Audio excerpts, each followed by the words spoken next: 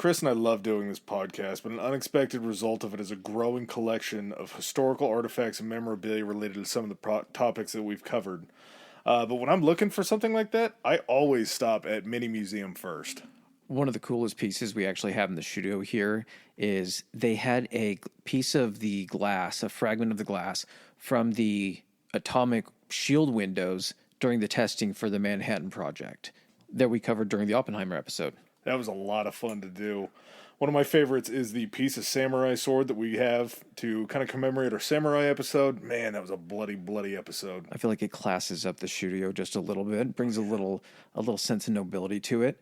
They actually even have bundle deals for the things that you're interested on at a better price. So if you go on there, you're feeling a little saucy, you want to get a couple things. They actually have an American bundle pack coming out right now. Yeah, it comes with a brick fragment from Springfield, the home of Lincoln, a chunk of marble from the U.S. Capitol steps that were installed all the way back in 1870, and a brick fragment from the 1938 renovation of the White House. That is Americana in a bundle. That is a lot of America. Whatever you're interested in, they've got you covered. One of the coolest things I got sitting in front of me right now is for my birthday. Adam was able to find a piece on Mini Museum. It is from the original Star Wars A New Hope, that scene in Tatooine where R2-D2 and C-3PO were traveling. You see that skeleton of the crate dragon in the background. I got a piece of that sitting right here on the desk. And if you're into real space stuff, they actually have like meteorite pieces and fragments. You guys are in luck because Mini Museum is running 20% off all display case items for the month of July. You don't even need a promo code because they already discounted it for you. What are you waiting for? Go to minimuseum.com to get a great deal on a fun piece. That's Mini, M-I-N-I, not many, but you will find many things on minimuseum.com. All Greeting, right. comrades. Welcome to another... I sound like fucking Count Dracula on that. That sounded much different in my mind. Was Transylvania a part of the USSR? It might have been. That's kind of in that Romanian area, isn't it? It's got to be Transylvania, Welcome, Romania. Comrades, to another episode of Historically High. I am your host, Professor Chris. See, it fucking turns into Dracula. Yeah. Yeah, it's got to be wherever that pervert Andrew Tate was hiding them women, right? That's true, yeah. Got to be somewhere in there. Well, I mean, it's fun to talk about the USSR, and that's kind of where we're headed today with our USS radiation episode as we talk about Chernobyl.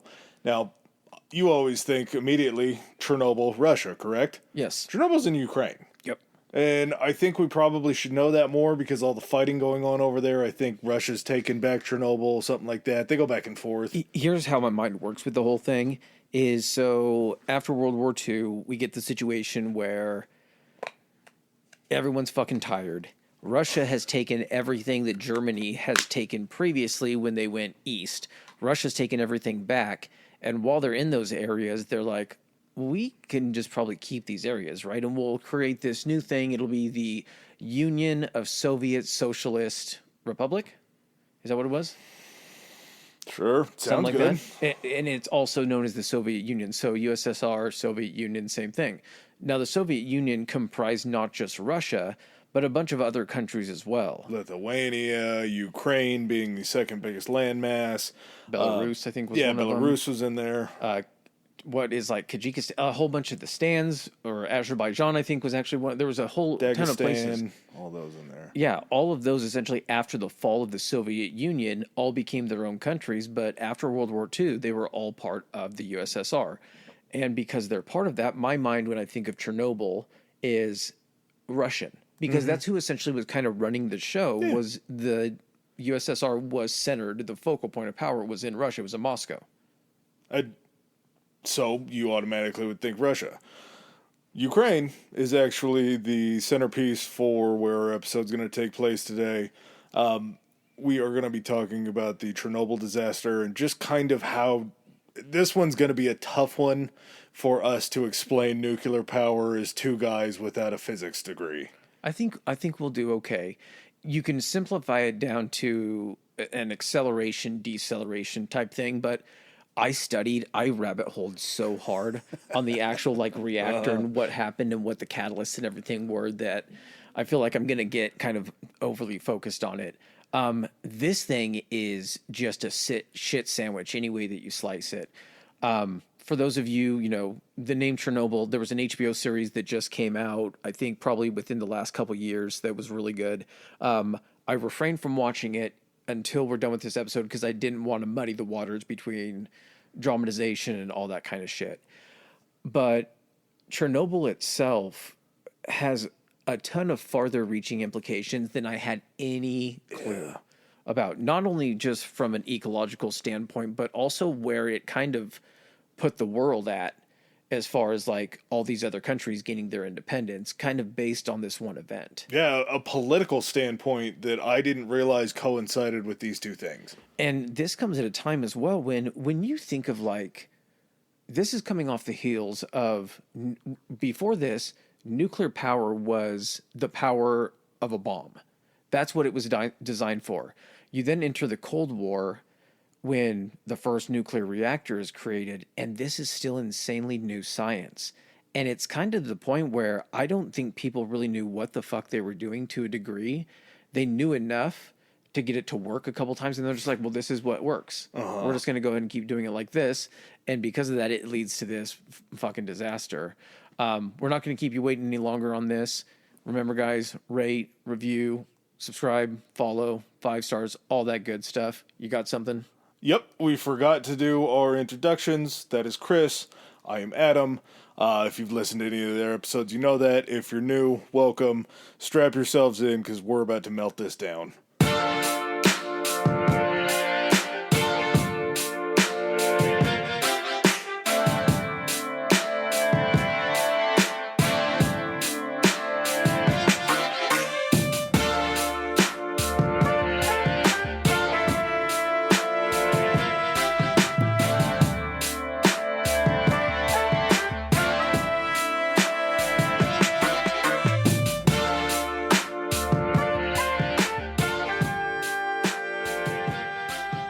All right. Well, we got to go back a little bit before the disaster itself and kind of set the stage.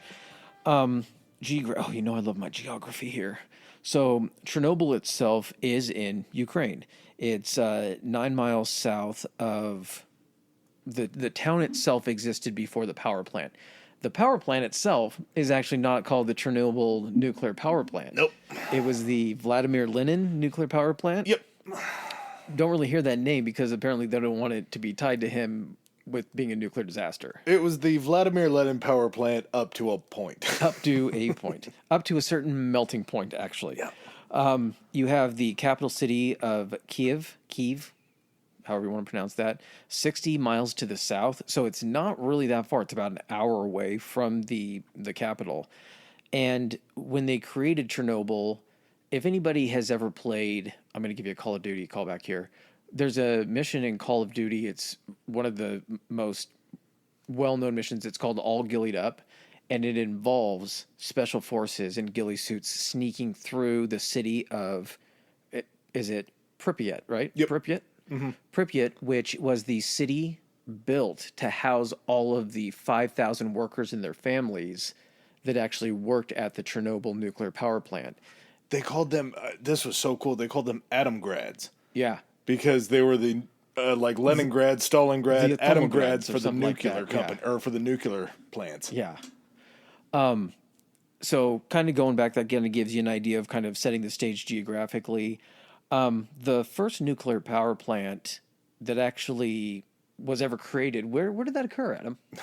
Right in the heart of Chicago in 1942. This was, we're going to hit this one real quick. Not a real point, because this all really kicks up. This was kind of like, hey, could we actually get a little energy out of this? 1942, something called the Chicago Piles, and they were able to kind of create a crude reactor that they could kind of harness energy from a little bit. Was it also the kind of reactor, because I do recall in the Oppenheimer episode, we talked about how the reactors had to be created in order to further enrich the uranium and plutonium. Yes. So was it kind of a byproduct, a dual purpose reactor? Yeah, and we'll see that going along in nuclear history, just because if you have a weapons program and you have a nuclear power plant, you also have the capabilities to enrich that nuclear weapons program. You had the weapons first, and then you're like, oh shit, we can create power with this, but at the same time, we can also create a supply for our weapons. Yeah, to test, to do whatever we need to. So after the U.S. just microwaved Japan, the hope for nuclear power kind of shifted from, ooh, should we have dropped that bomb, to, hey, this is actually pretty sweet. Maybe we can do something with this energy. December 20th, 1951, EBR-1 experimental station produced one sultry 100 kilowatts of nuclear energy in this little town that nobody's ever heard of that has a current population of 879 called Arco, Idaho. It powered 4 light bulbs. Was how much the 100 kilowatts Pretty pumped sure out. you can actually power a light bulb with a potato, right? Pretty close, yeah. Idaho potato, so there's something to do with that. Yeah, this whole site in Arco, Idaho, Arco, Idaho is kind of a fascinating place because we have this occur. God damn, shouldn't have smoked so much before this episode. July 17th, 1955, it becomes the first community ever to be solely powered by nuclear energy. They ran the entire community village thing. It's like a bunch of ranchers basically. They ran on nuclear energy for an hour. This kind of sounds like lightweight, but if you're thinking of this is the first time that you're having the hope that this could be a renewable, usable energy source because you're scaling it up. Every country at this point that was able to create a nuclear weapon, which was basically right after World War II, us, and then the Soviet Union not long after, this was state secrets as far as not only the nuclear programs and how they went about constructing those, but also when they started converting over to nuclear power plants. It wasn't like, oh, well, we took all the information that we learned in Arco, Idaho, and the Russians took that and then did this. They had no fucking clue. It was all, we're in the midst of the Cold War here. So all this stuff is insanely secretive. And one thing that I never really thought about was I just thought when they said nuclear reactor, for some reason my brain was just like, oh, there's one way you do that. Yeah. And everyone has figured out that one way, and maybe one is bigger than the other. There are so many different ways that these reactors can work, and you start to kind of see where corners get cut. They try to kind of slap these together, and we get into some trouble doing that. Yeah, and even here in this country, January 3rd, 1961, back center stage, Arco, Idaho, the SL-1 reactor is destroyed by operator error in a steam explosion that launched out of the reactor, ended up killing all 3 of the workers that were on it. This was the world's first and the U.S.'s only fatal reactor accident. Someone's, ask yourself, a steam explosion, what is that? I heard something that kind of blew my mind, but it makes total sense. So an explosion is essentially the rapid change from a solid to a gas, or from a liquid to a gas. And the reason that we always associate fire with explosions is if during that expansion and when it converts to gas, it expounds outward, which is what causes the damage and the concussive force. But it does that to such a high degree of heat that anything that can possibly burn or be flammable within the confines of that explosion catches on fire immediately. And that's where you see essentially the shape of the circular fireball or whatever it is. Steam explosions essentially is just when that water is flash turned into steam immediately. And with it being steam takes up much more space than the liquid form of water. And when it does that, when it changes immediately from a liquid to a gas, it creates an explosion and blows outward. There's just nothing to burn, but the temperature is so high and that converts so quickly that it does the same thing as an explosion. Explosions, essentially, that's why there can be an explosion in space and no fire. Mm-hmm. It's just the expansion of that gas. Well, and also, I might be over my skis on this, and correct me if I'm wrong, but once that steam is turned, or once that water is turned into steam so fast, it separates the hydrogen molecules from the oxygen molecules, and hydrogen, much like you have hydrogen power, is the explosion of those hydrogen molecules. Oh, the humanity! Yeah, explosion of those molecules. Yes. So you still get this just massive reaction that happens. And unfortunately, when you talk about a steam explosion in a nuclear power plant, there's going to be a large amount of radiation that comes with that steam explosion. From what I read, all 3 of these guys had to be buried in zinc-lined caskets because they were still fairly radioactive from this explosion. But we're talking about 1961. The whole reason that they're on this path of this peaceful use of nuclear power is in 1954, Dwight Eisenhower signed something called the Atomic Energy Act, and it was to try to find a better use for the boom booms. It was basically America and Eisenhower being like, okay, we acknowledge that other people have these weapons, but no one gets to use them going forward. Like, you got to use yours. It's like, we didn't want to use ours. We had to use ours. But now that we've used them, let's everybody find a different use for this. Are we all in agreement? Well, it is funny, too, because he sets that stage, because in that exact same year, in 1954, we get the release at the beginning of that year of the USS Nautilus. The USS Nautilus was the first nuclear-powered submarine. It used something called an S1W pressurized water reaction. So we had created a small enough version of a nuclear reactor to put on a ship, to put on a submarine. That's pretty far from the nuclear reactors that they were building before that, I would assume. So I guess I was going to wait till we got into the Chernobyl, the actual power plant part, but I think if we just kind of explain, let's not get into the actual technical part of it, but a nuclear reactor is just a steam engine. That's what it is. So instead of a coal-fired steam engine like they had in the Industrial Revolution where they were using coal fire, it would then heat up a bunch of water within a pressurized tank. That water would convert to steam because of the expansion. The steam would be forced through like a pipe. It would then, because it's traveling so fast and there's so much pressure, it would then turn a turbine. Mm-hmm. The turbine is what actually creates the power. Same as a hydroelectric. You have the water flowing through, it's turning the turbines, and that's what's creating electricity.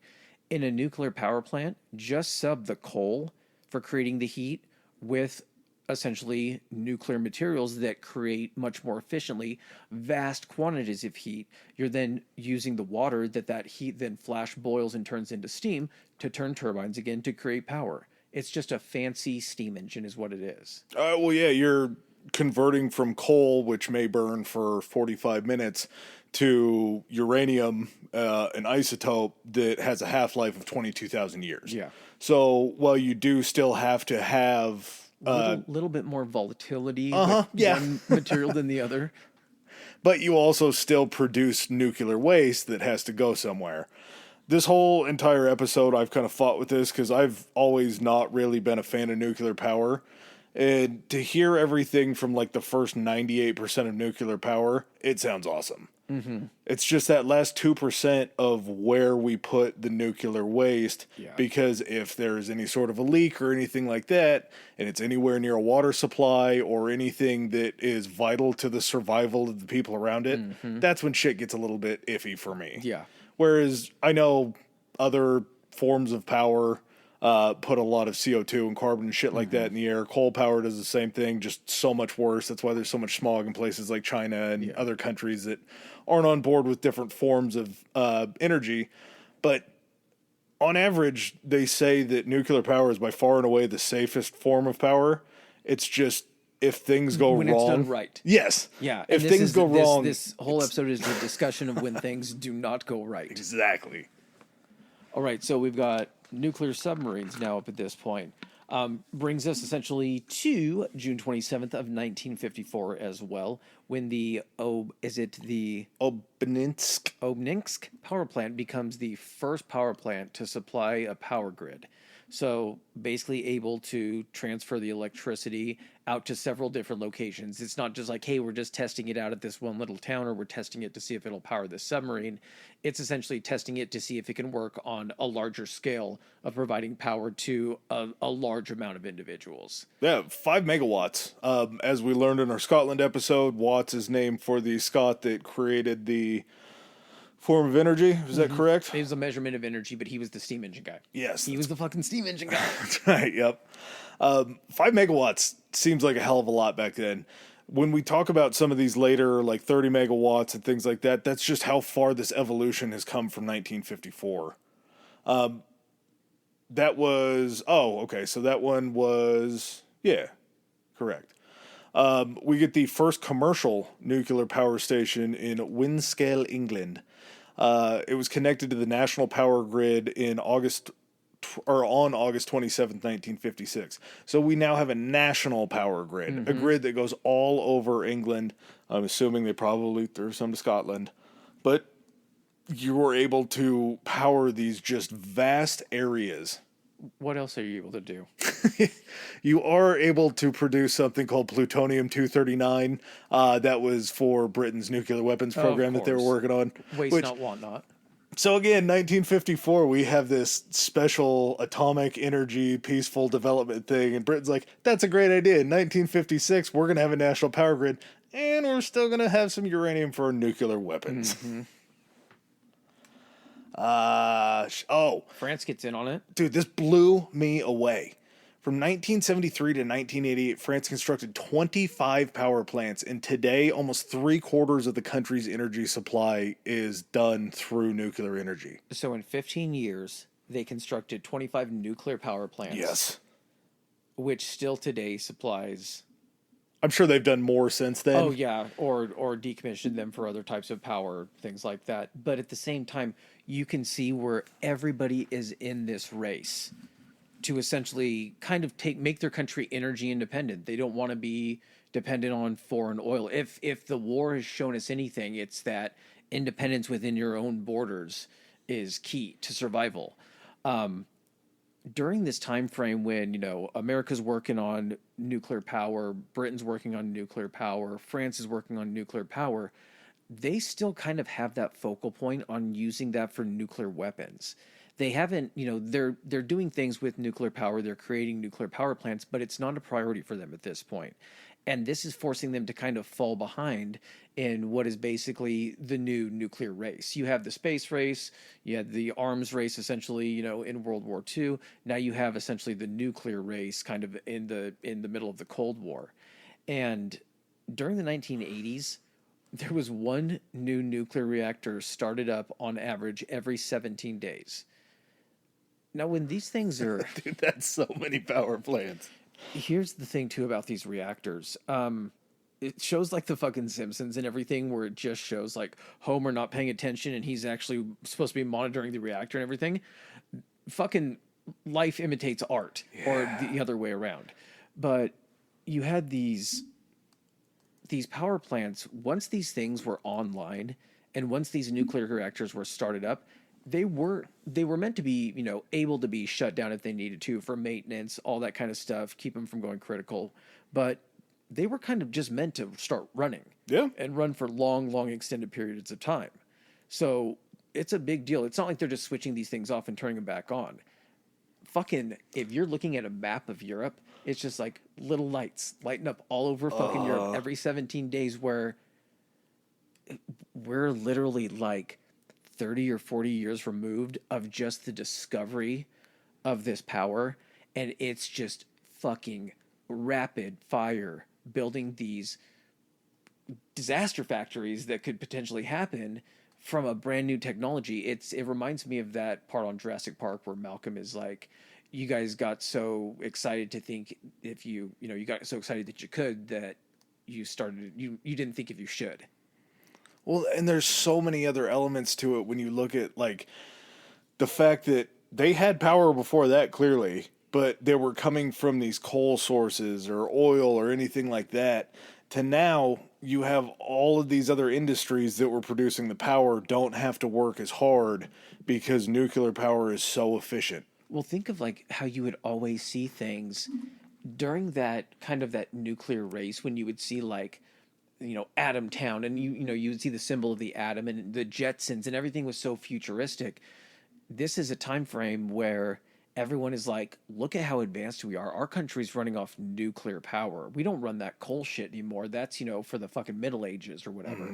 So it was almost also a status symbol to show how well your country was doing by how much of your power was being produced by these brand new technologically advanced power plants. The one in question that we're going to be focusing on today, 20 minutes into the podcast, but we have to explain kind of the history behind it, how it leads us to this point, is, like we discussed, the Vladimir Lenin Power Plant, which is commissioned in, I believe it was, construction started in 1972. Yep. The plan for this was fucking ambitious. The initial phase had them, I think, creating 4 nuclear reactors, and the total original plans before that pesky disaster happened was to actually have 12 nuclear reactors on the site of this power station, Where it actually sits is kind of next to the Pripyat River. And between the river and the power plant itself, they have this insanely huge, like, cooling pond or multiple cooling ponds 4 mile long cooling pond. where they would have to draw all of the water in, and then where all of that partially irradiated water would also come out. When you're looking at an image of this, if you ever kind of look from a bird's eye view, the river's just like separated by like a strip of land. It's like that's got to be seeping into the fucking groundwater and going into the river, right? It's so close. It's so close to each other. So the initial plan has the Chernobyl power plant, I'm just going to call it the Chernobyl power plant. We'll tell you when it switches from Lenin to Chernobyl, but just know it's a Chernobyl power plant. They're using these things called RBMK 1000 reactors. Now, this was a Russian-designed reactor. Again, this is in the Soviet Union, so even though this is in Ukraine, they're still being overseen. And essentially, the whole point of this with, the communism and everything like that, by taking care of all these other countries and spreading your technological advancement and everything to these other countries, you're basically taking care of these other countries. That's what you have to do to keep them. You want their resources. You want to be able to tax them, use their, all of their shit. You have to be able to also provide them services as well for them to want to stay within your Soviet Union. So the first Ukrainian nuclear power plant is Chernobyl. This is the first one to be built. These RBMK reactors, basically, because they're designed in a not an echo chamber, but basically just in a vacuum, just Russia, it's different from the American designed reactors. You don't want a capitalist idea in a communist society. Exactly. Yeah, the belief was that because these nuclear reactors were built by the government, essentially the communist regime, that they could not fail. They were immune to failure, unlike the lesser, inferior capitalist societies and their nuclear power plants. Crazy thing is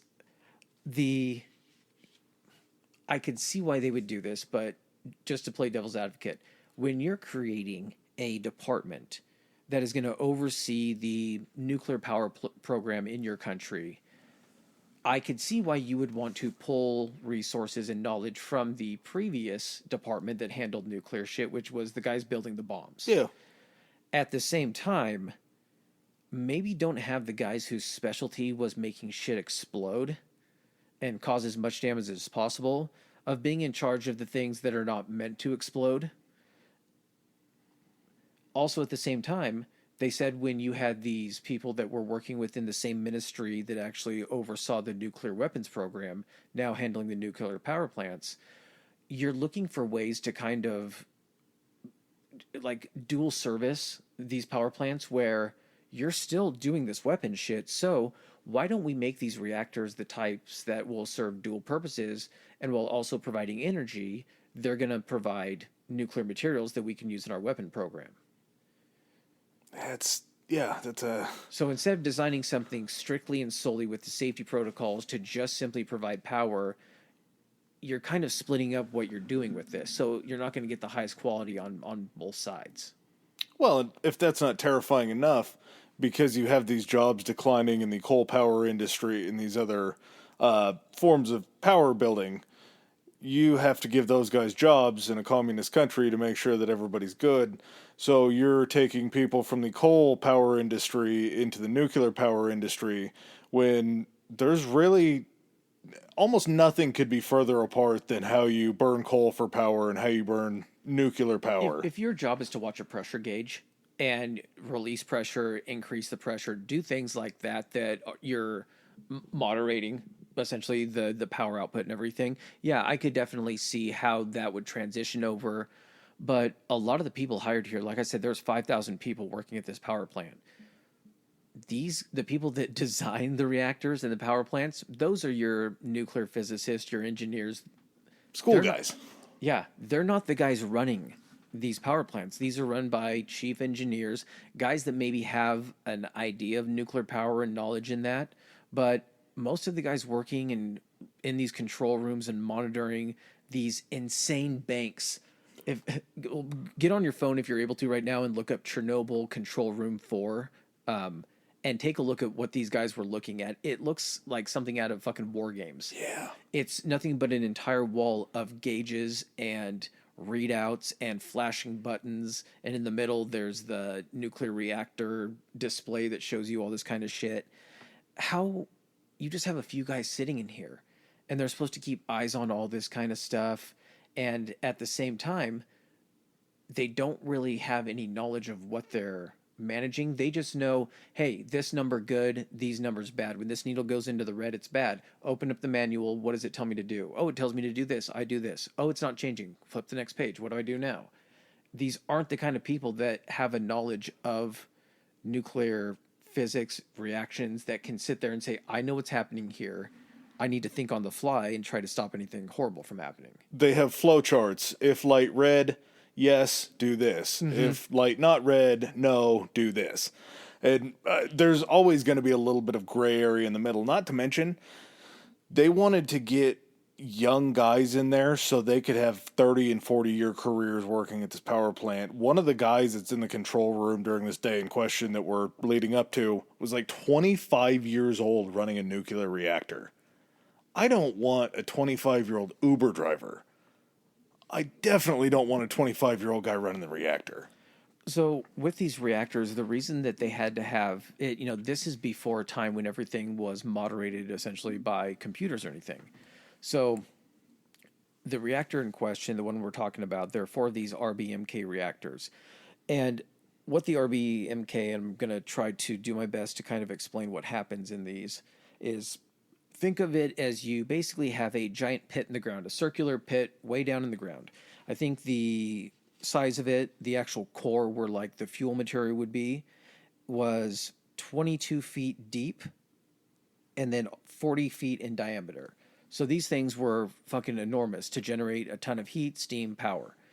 And how they were kind of arranged is you had inside the containment area, normally like American-made reactors, I think British-made and also French-made ones, everything was sealed within one housing. The core, I think the steam, like all the water and everything, but it was also then housed in like a protective like concrete shell. Steel. A steel shell. Yep.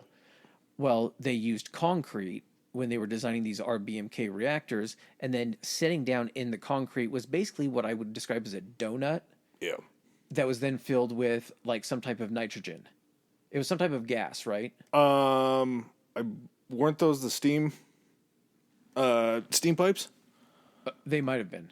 So you have basically a hollow donut that's used as kind of a buffer, and then you have the core within that. The core is where all the reactions are going to occur. Now, the RBMK basically in Russian stands for high power channel type reactor. It's what's known as a graphite moderated reactor. So the whole thing with creating nuclear power is it's this dance. And the dance is simply, you don't just set something and let it sit there idle. When you have a reaction that is providing the heat that then generates the power, you have to have a way that can moderate or slow or increase that reaction. It's not flicking on a light switch. Uranium is going to essentially split its, is it atoms or what would the term be? Uranium would be known as an isotope. An isotope is any element that has an uneven number of neutrons and protons, or protons and neutrons. And when that happens, it is more likely to try to shed one or the other to try to even itself out and stabilize it as a stable element. So you have these things called neutrons that are kind of what facilitates this sort of beginning of the chain reaction. When a neutron is born, they move very, very quickly, so they're very inaccurate as to where they're bouncing around. The idea is to fire the neutrons directly at the uranium or whatever the isotope is, so that way when it hits, it breaks off more protons and neutrons. The more neutrons there are that are aiming down at this isotope, the more energy you're going to have. So when it breaks apart these uranium isotopes, that's where you get the huge release of energy is when these things break apart. The startup process that we talked about a little bit earlier on, you would build these nuclear reactors, you would get everything ready, and you would essentially have to jumpstart these reactors to get the fuel rods, which were made of the uranium, to basically start reacting. Once they started reacting, it was almost a self-perpetuating thing where these neutrons would be flying around, they would be hitting these isotopes and be breaking them off, creating more and more energy, which in turn is creating these giant fuel rods would create insane amounts of heat. But this is happening on a microscopic atom level. So it just looks like essentially this rod is just getting insanely hot due to the material it's made of. Now, in order to control that, you need to control the speed of the reaction, or basically the neutrons within that fuel source. The neutrons are what are doing everything. They're bouncing around in there, like Adam said, they're breaking apart all these other uranium isotopes or uranium atoms, and that's what's causing the energy. The energy, when it increases, generates more heat, produces more steam, produces more power. If you need to produce less power, you have to basically have some type of absorbing agent that you can use. And these reactors had what's called control rods. Now, within the reactor themselves, it's a circular reactor, and so these control rods actually go up to down. They're not coming in at the sides or anything like that, so they can be raised and lowered. Now, part of these control rods are made out of graphite. Now, graphite is what's known as a moderator. It's why it's called the graphite moderated reactor.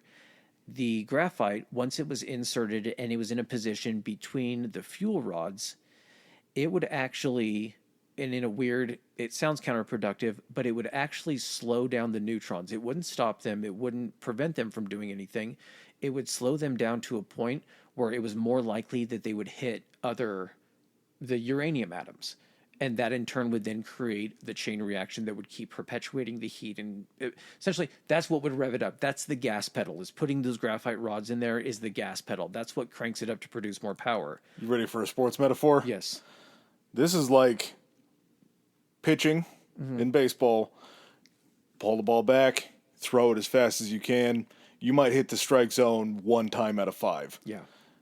You pull back, you aim, you throw 10 miles an hour slower, your aim is going to be a lot greater because you have more control instead of trying to whip your arm forward. Yep. So these neutrons, instead of being as fast moving as they are usually, in Western culture, reactors, and other cultures, they usually use water. Water and graphite are both considered, was the word you used? Moderators. Moderators, Yeah. yes. Water works about as efficiently because the neutron and the atoms inside of the water are roughly the same size, so it kind of slows down like it's moving through jelly. As soon as those moderators come out and it slows everything down because they're basically pinging off of that, they're headed straight back into those isotopes like you're talking about for those explosions. It's like surrounding something with something metal and then throwing a bouncy ball as hard as you can, and it just pings and bounces off of it, versus surrounding it with something soft like a foam mattress, and you throw a bouncy ball and it just absorbs into it and the ball drops. This is where you get the other part of the control rod, which in the case of Chernobyl, they were made out of a material called boron. Boron is essentially an absorbing material for the neutrons. So to slow down the reactor, to bring its power input and to cool the rods down, they would then lower these in. And now how the rods were actually constructed is you had the graphite, which was near what you would consider the bottom portion of the rod. You then had like a 4-foot section. And these control rods, just to kind of give you a scope of size, they're enormous. They're 14 feet, 9-inch graphite sections. That's how long they are. And probably, I would say, when we saw the pictures, you can see images of these. They're squared and maybe 8 by 8. Yeah, they're big. 8 by 8 square of just these fucking rods of graphite.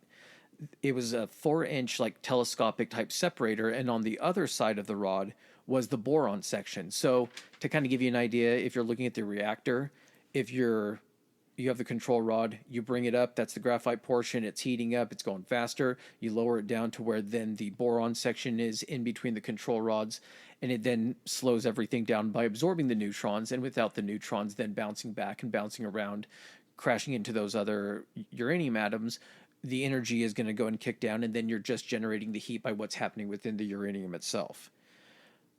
Well, there are other methods that, like Adam was kind of saying, that you could slow down that as well, is you could use regular water, which they considered light water. You could use heavy water. When did we touch on heavy water? As part of the German nuclear program that they were trying to develop. Wasn't it the Todd organization when they were making the heavy water? Oh yeah, it was because they had that factory out in Norway or whatever it was, somewhere in Scandinavia. No, it was the SOE Yeah. episode. Because Okay. they had that operation where they took that thing, they took right. that out. That's right. Heavy water is essentially, just think of it by that name. It's almost more condensed to where it absorbs that even more so it can stop the reaction even more so. It's enriched with some other element, I think, isn't it? So, being that this is essentially government built as well, they're looking for ways that they can mass produce these types of reactors. When it comes to nuclear reactors, my feeling on it, I might be the weird one in the room, is that stuff should be built exactly customized for that exact purpose, and not try to build things in mass where they're built with a lower quality. So the pros of these RBMK reactors is they were cheaper. They used light water, so they didn't have to manufacture the heavy water, which if you go back and listen to the SOE episode, you have to have an entire process to enrich and make this heavy water. Without having to use that, you can just pump water out of the river and use it out of the cooling ponds that they were using.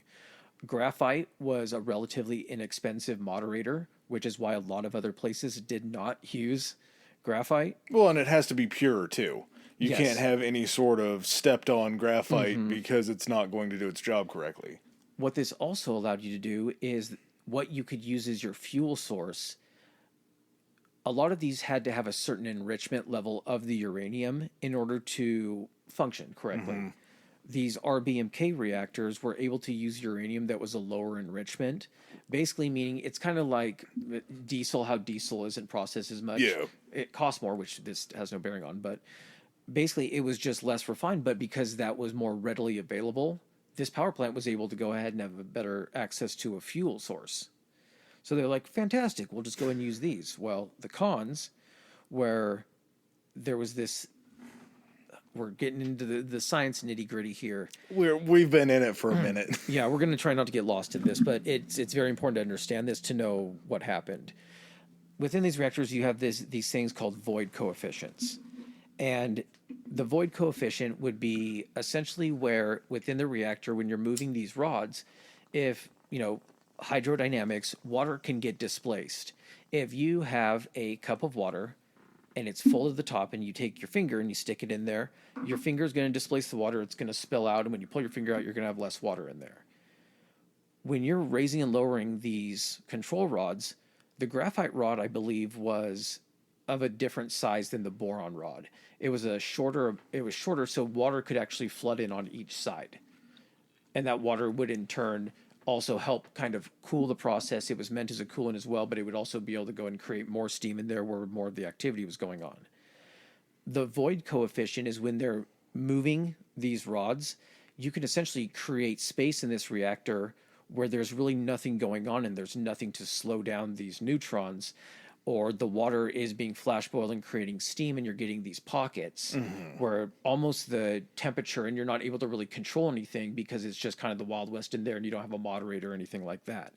So in these reactors, there were these large void coefficients where this kind of stuff could happen. You don't want this to be a thing in your reactor. You want this to be as small as possible because it's a wild card. You don't know what it's going to do. These reactors were also unstable when you were operating them at lower levels.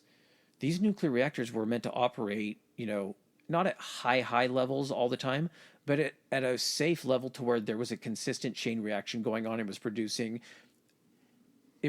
consistent results where you could almost kind of predict what it was going to do by kind of getting it in the sweet spot. Once you got these down to a lower energy level, it fluctuated too much. It might dip down too low and then you're trying to get it back up and all of a sudden it spikes and you get it too high. And it's this game of it's a balancing act with weights on each side of it. Well, what makes it tougher too is during the nuclear reaction that happens, there's another element produced called xenon gas. Xenon gas is known as basically like a reactor killer. Xenon gas sucks up and takes in all the neutrons just like the boron does, except at a more efficient pace. It's naturally occurring. Yeah. The xenon gas. It's just a byproduct. Exactly. But it normally, with your reactors running at the levels it should be, the xenon is getting burnt up and used as quickly as it's being produced. So it doesn't have any bearing. It's a negative, it's a zero sum. When you slow it down, you're still producing that xenon gas. And There's those not negative, enough activity within the reactor to burn it all up. yeah, those negative coefficients that you were talking about all of a sudden involve being filled with xenon gas, which is also going to slow down all of that. Not to mention, if you have your control rod set up there, you might have boron and xenon gas at the same time sucking away all those neutrons. There's so many within these reactors. There's so many things at work. It's not just one thing that's raising or lowering it. All these different things can come in that are doing different things at the same time, and you're trying to make sense of it. It's juggling. Yeah. And you're just trying to keep your eye on all these different balls.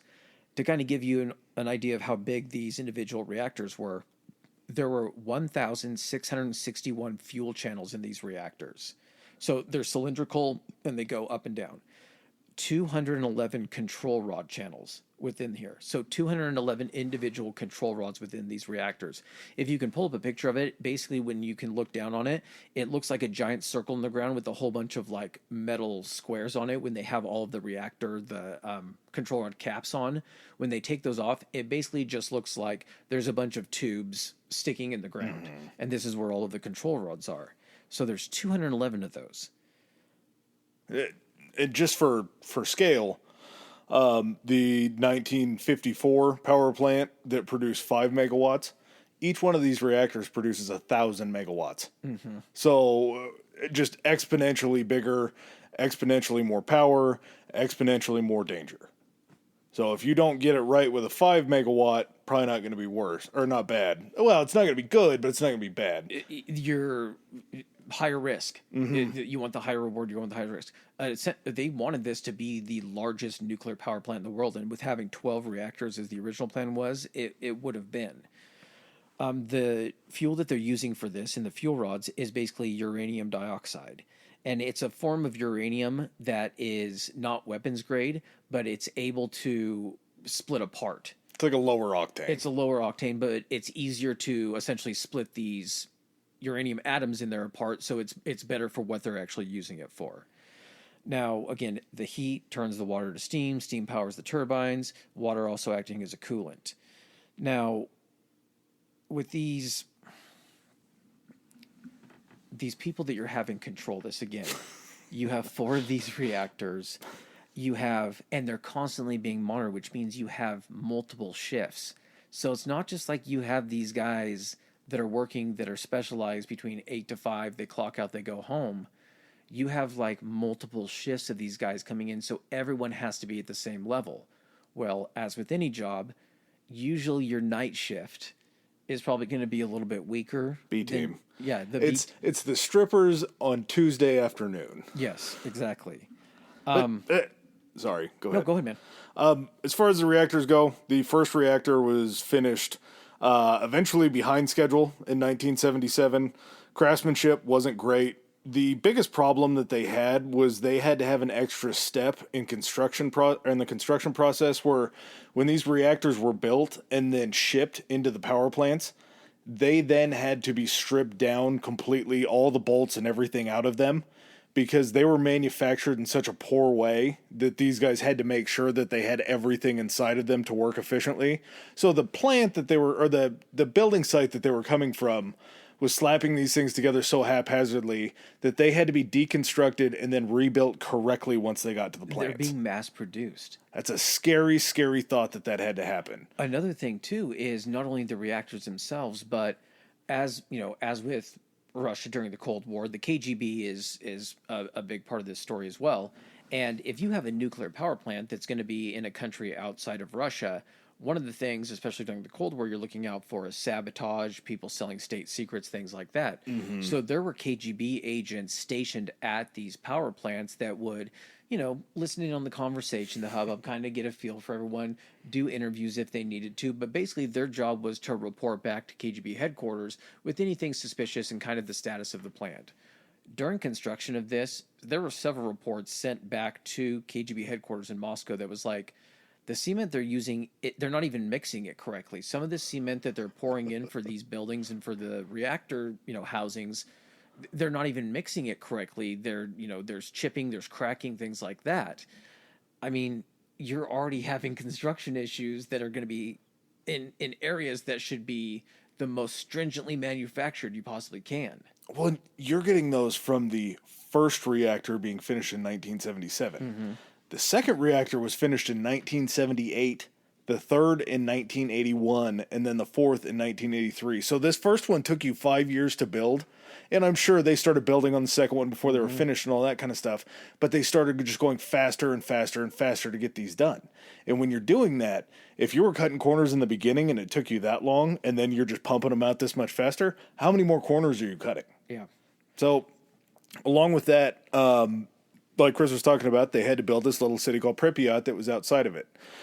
The city was constructed, I think it was like 15 kilometers or something like that away from... So Pripyat was 2 miles from the power plant. How many kilometers is that? I think it ends up...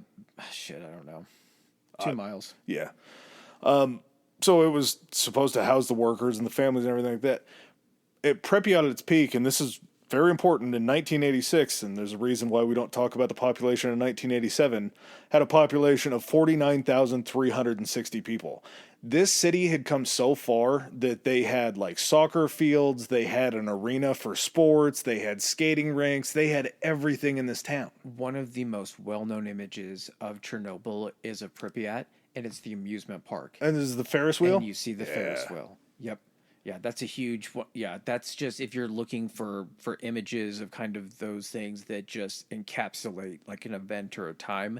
It's seeing Pripyat now once it's been reclaimed by, you know, the forest, and you see the trees growing everywhere, and there's just all of these in the classic like Russian style cement buildings and everything for housing, and then you see this like Ferris wheel there.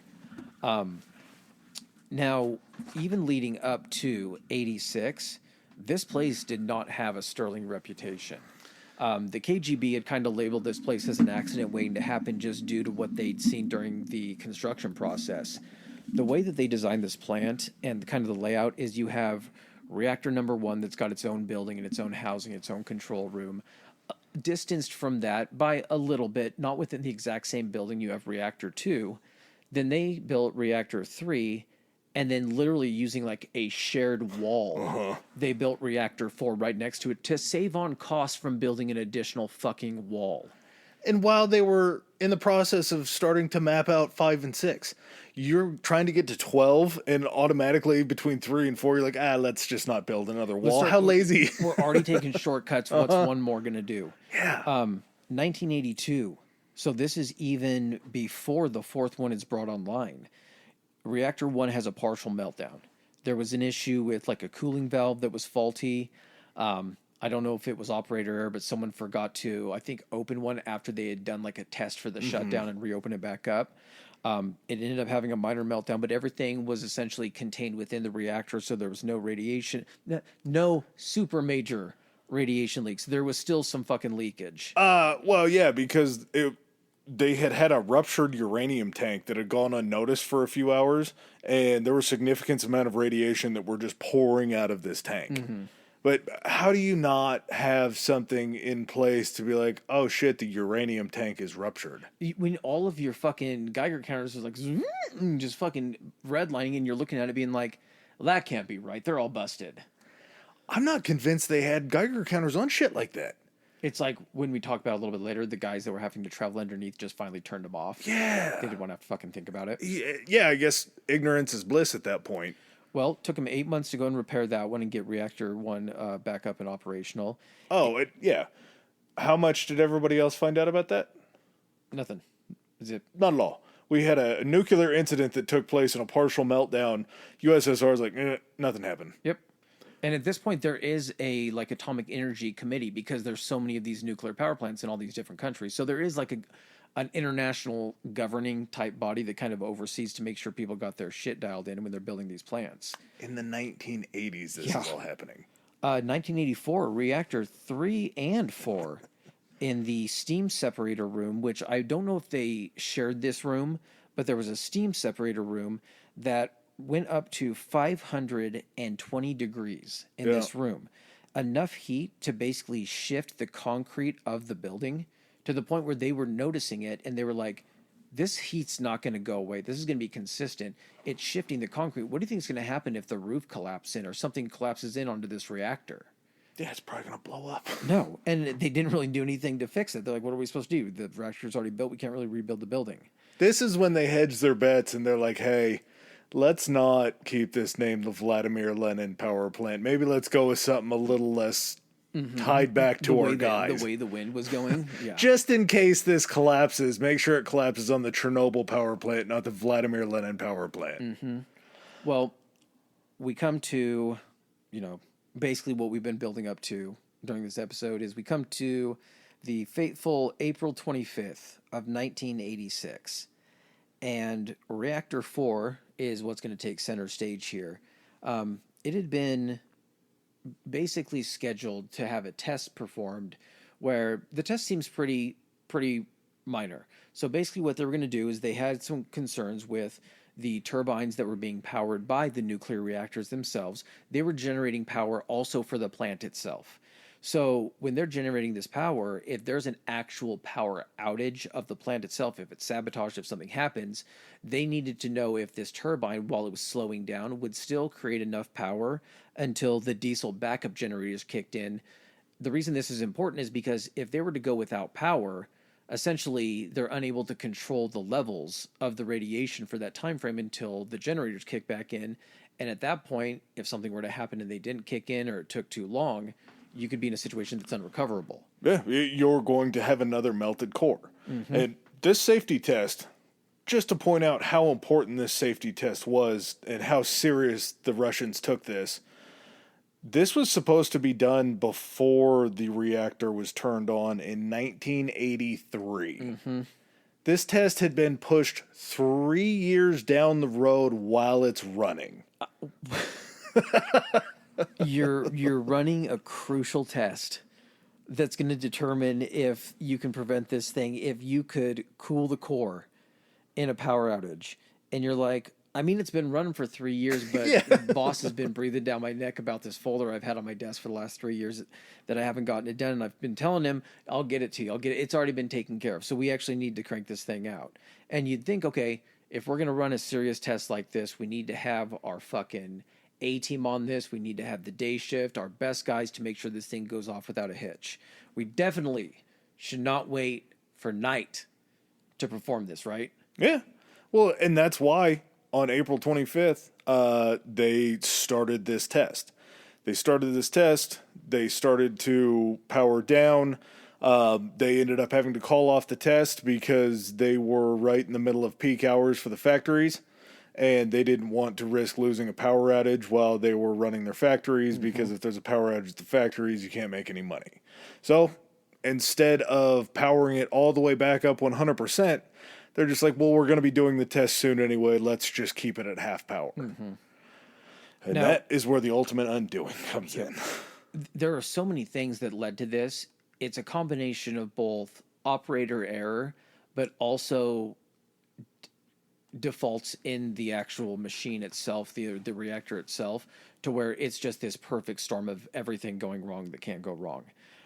Even to the degree of even the communication between the people that were actually running the test team, and those people that were actually in charge of monitoring and controlling the reactor. They hadn't communicated. They weren't on the same page as this, and it took them a while to get onto the same page after shit was already kind of in motion. Because... But that's 2 p.m. on April 25th is when this test is slated to start. Mm-hmm. April 25th, 11 p.m. is when the second shift comes.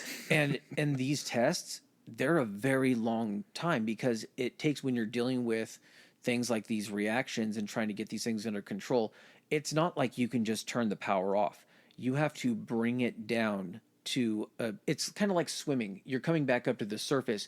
You have to come up in a controlled manner to where you don't get the bends. Mm-hmm. You have to bring a reactor down the same way, where you have to bring it down in a controlled manner to make sure once it's shut down, it's done safely, it's cooled, then you can start the process of starting it back up. And if shit goes south, you need to be able to raise it in a consistent enough manner not to cause things to go wrong. Well, when they were doing their little wishy-wash thing on how they're going to do it, they were trying to bring the reactor down and stabilize it. I think it was like at 1,000 megawatts, right?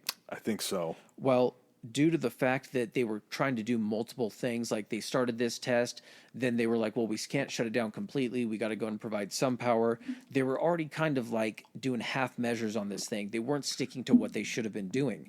The power ends up falling down to 30 megawatts. So from where they needed to have it at 1,000 megawatts, falls down all the way to 30. At this point, alarms and bells are going off that they need to try to stabilize this thing. They need to get levels within the appropriate, ranges. Because shit's getting hotter. Because it's getting hotter. And so they're like, okay, we need to go ahead and get all of the control rods freed. And so they basically dump all of the control rods. And was it the boron sections that they dropped in, or was it the graphite sections? Graphite sections, because they had to raise it back up. Correct. So it was already up. And Yep. as they were raising them down to get to the boron sections, you have to pass the graphite sections. So when all of those control rods are, when I say freed, I believe what they're referring to is they were completely pulled out, and the reactor was just in its natural state of water and the fuel rods. It was just reacting in its way that it was doing that. There was no moderators in there or absorbers. When they have to bring them back down, because the first thing that's going to hit between those fuel cells is going to be the graphite, which in turn speeds up the reaction to go ahead and create more heat. That's the first thing that hits. Well, there was low steam pressure at that time, and as all of the control rods, because of the low steam pressure, with all of the control rods removed, basically this is fluctuating back and forth because they've made so many changes so quickly that ideally you're making adjustments maybe once an hour with these things, if even that. You're just basically keeping it within an acceptable range.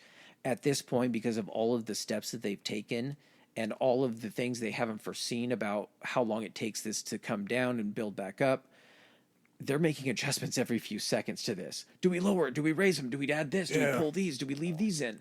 And they're in a position where they're lowering some rods to try to control it from a certain amount, and they're bringing out the rest of them. It's just, chickens with their heads cut off. They're not sure how to kind of get this thing stabilized. Well, this whole process, this less experienced night shift that's trying to solve this issue, this guy named Anatoly Dyatlov, not a part of the Dyatlov Mountains. That might be an episode sometime. But he's the one that's on duty when the permission is given to continue this test.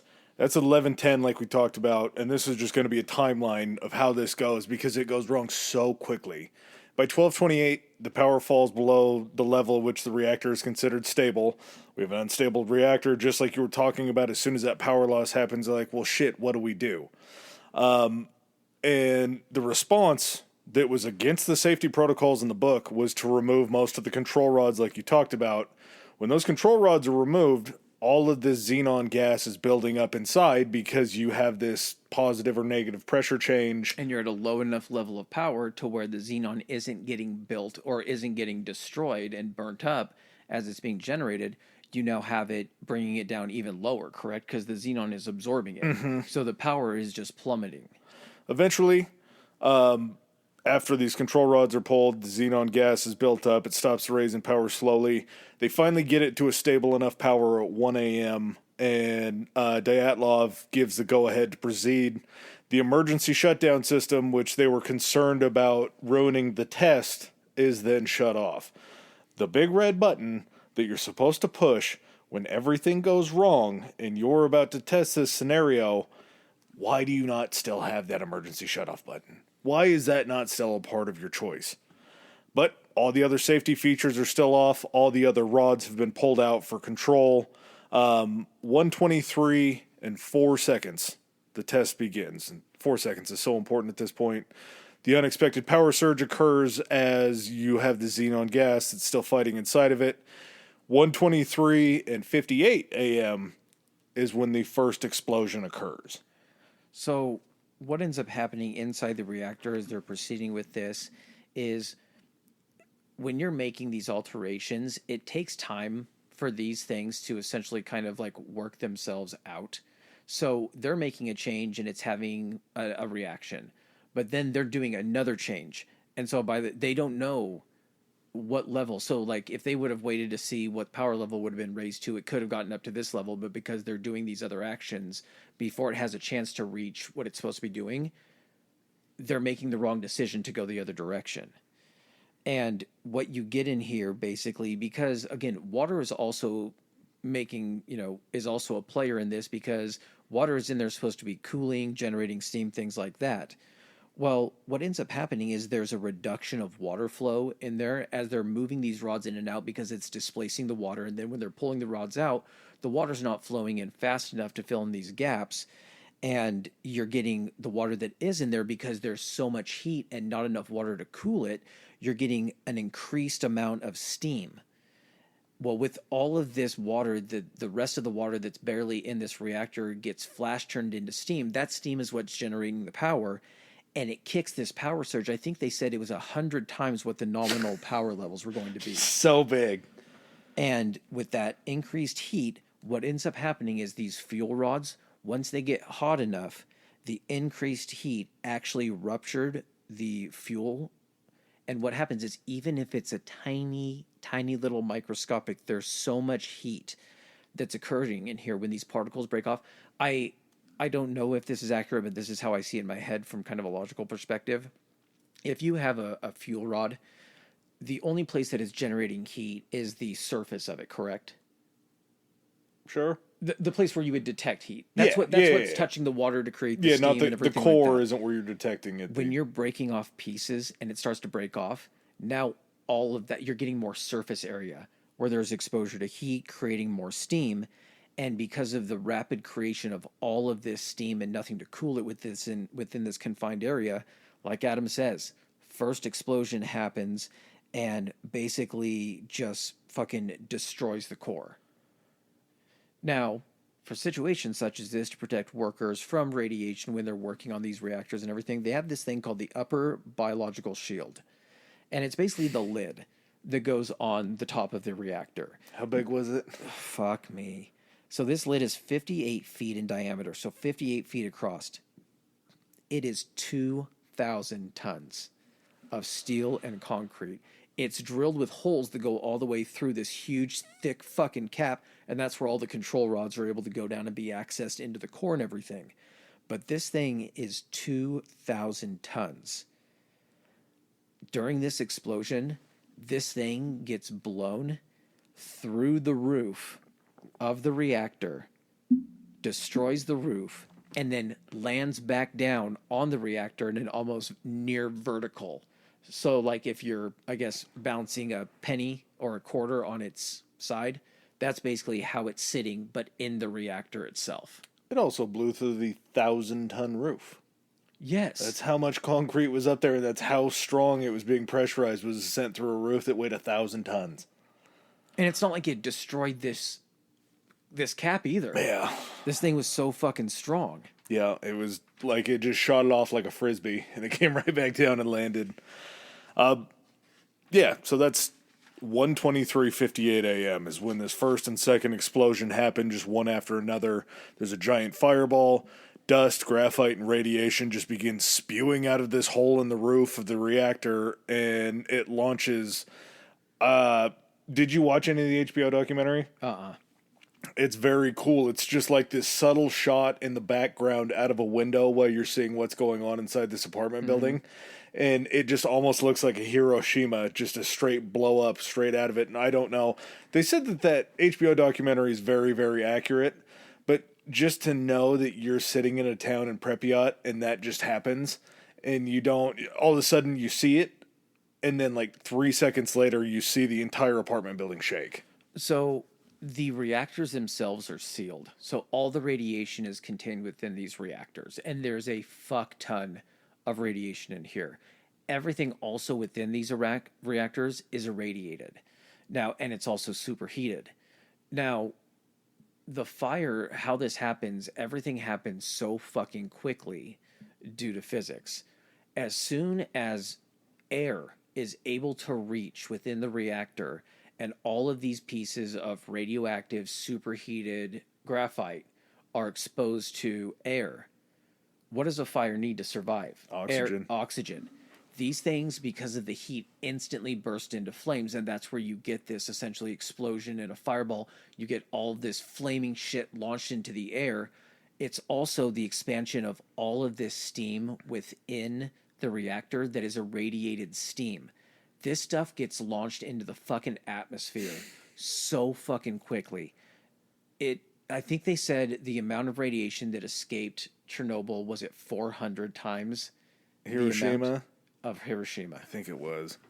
And they said, I'm trying to remember the name of the guy. He's the guy that went on and made the series of videotapes.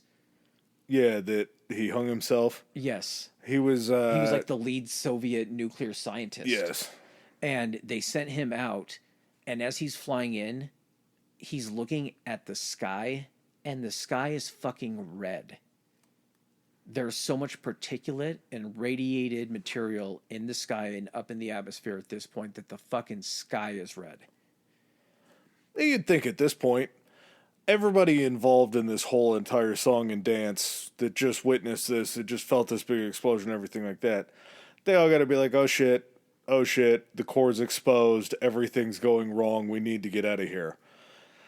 Oh, no, my friend. These RBMK reactors that they were using were always taught, even at the highest levels of chemistry and all that kind of stuff, that these couldn't explode.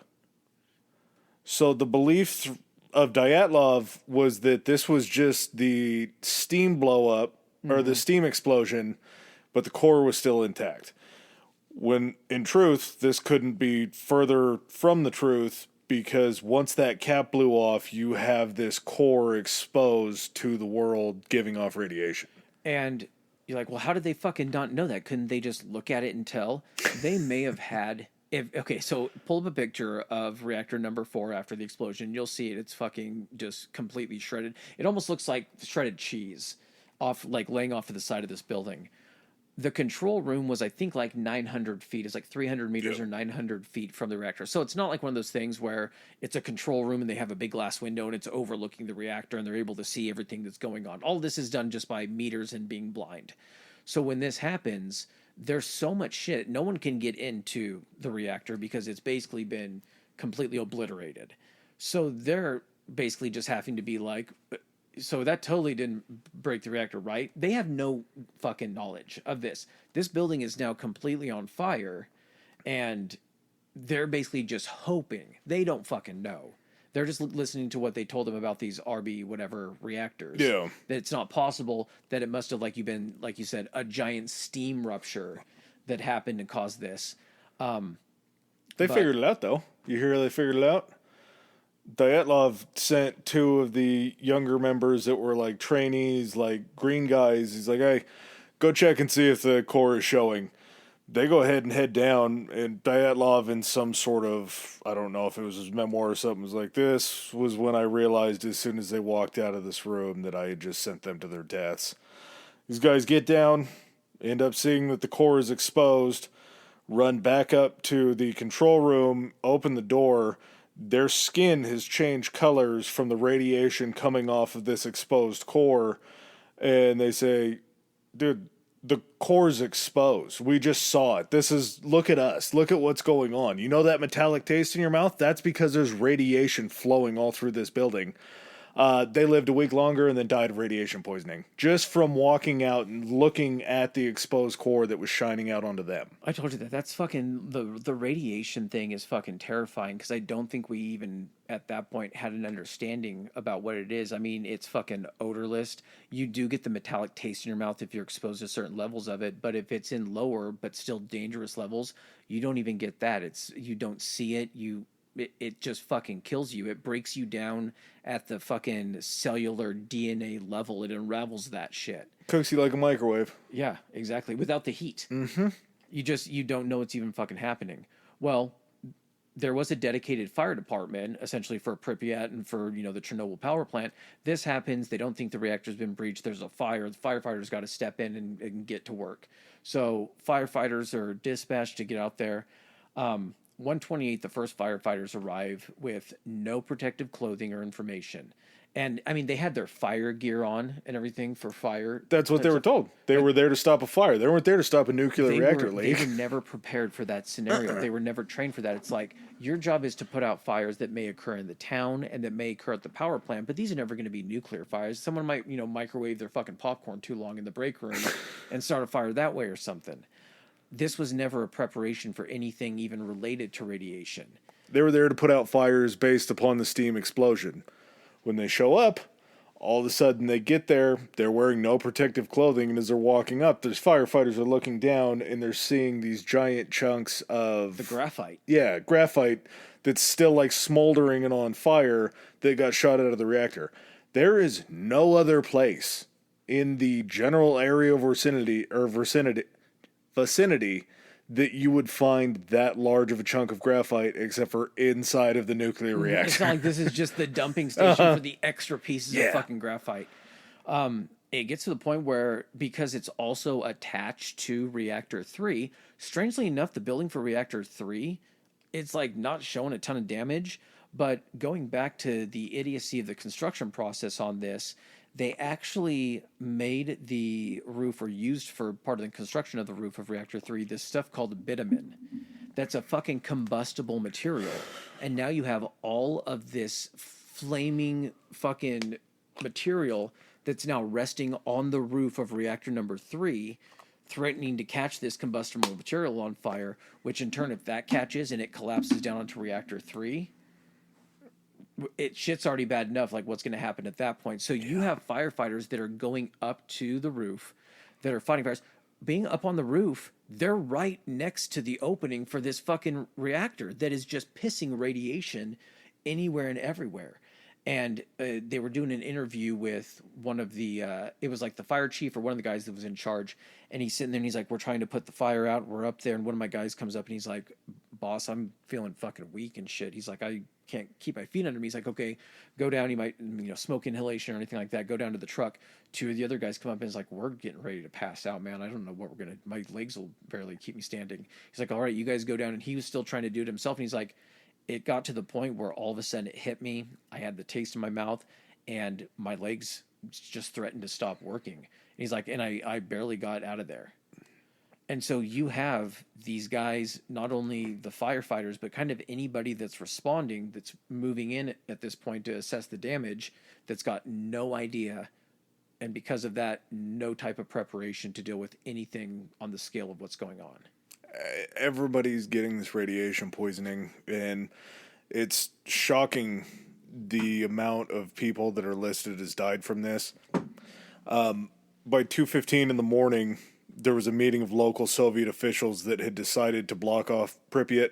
Don't evacuate it. Don't evacuate the town that's closest. That's just getting the closest debris field of the explosion. This is where 100% the whole thing about like the USSR state secrecy and everything comes in, is instead of trying to be forthright, they didn't know the degree of it, but at the same time, if there's anything going on at a nuclear power plant, probably need to maybe notify at least the surrounding area that something had occurred to kind of prepare them for that. All they did is they were worried about containment, not just containment of the radiation and about the damage, but containment about the information of this getting out. And so basically it was like, we're just going to lock down everything. No one's coming in. No one's going out. We're just going to try to keep this contained and keep the information from spreading that this has occurred until we know what degree it is. It's very scary. It's very scary that they just kind of want to play it out and see how it goes. What's even more scary is it took them till 5 a.m. for them to shut down reactor 3. Well, it takes a while, but was that when they started the shutdown? Yes. Okay. Because they were going to do 1 and 2 later on that morning, because they were trying to figure out a way not just to cut off all the power at the same time. Yeah. Oh, can you imagine how many fucking red lights that would... Because they still haven't told Moscow. I don't know if at this point either. Well, and not to mention, we forgot to say it earlier, so I guess to mention now, this power plant produced 10% of the power inside of Ukraine. Yeah. So if you shut down completely and you lose power, that's going to raise some alarms, and that's going to get the international community probably thinking, because what if an embassy is being powered like that? I don't know if they had a lot of embassies in communist Russia Oh, at that that makes point. sense, yeah. But at the same time, it's going to provide a lot of questions. Those questions need answers, but let's get the answers after a bathroom break. Okay. Well, hey there, all you sexy historians. How you guys doing? It is time for Socials. Where can they find us on Instagram?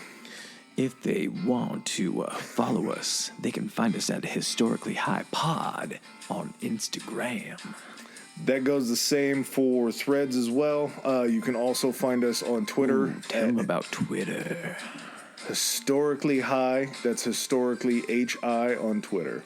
And if you want to email any of your comments or suggestions, where can they find us at, Adam? At historically high podcast at gmail.com. Gmail. All right, and back to the show. All right, and we're back. Okay, so we come to the morning, 6:35 a.m.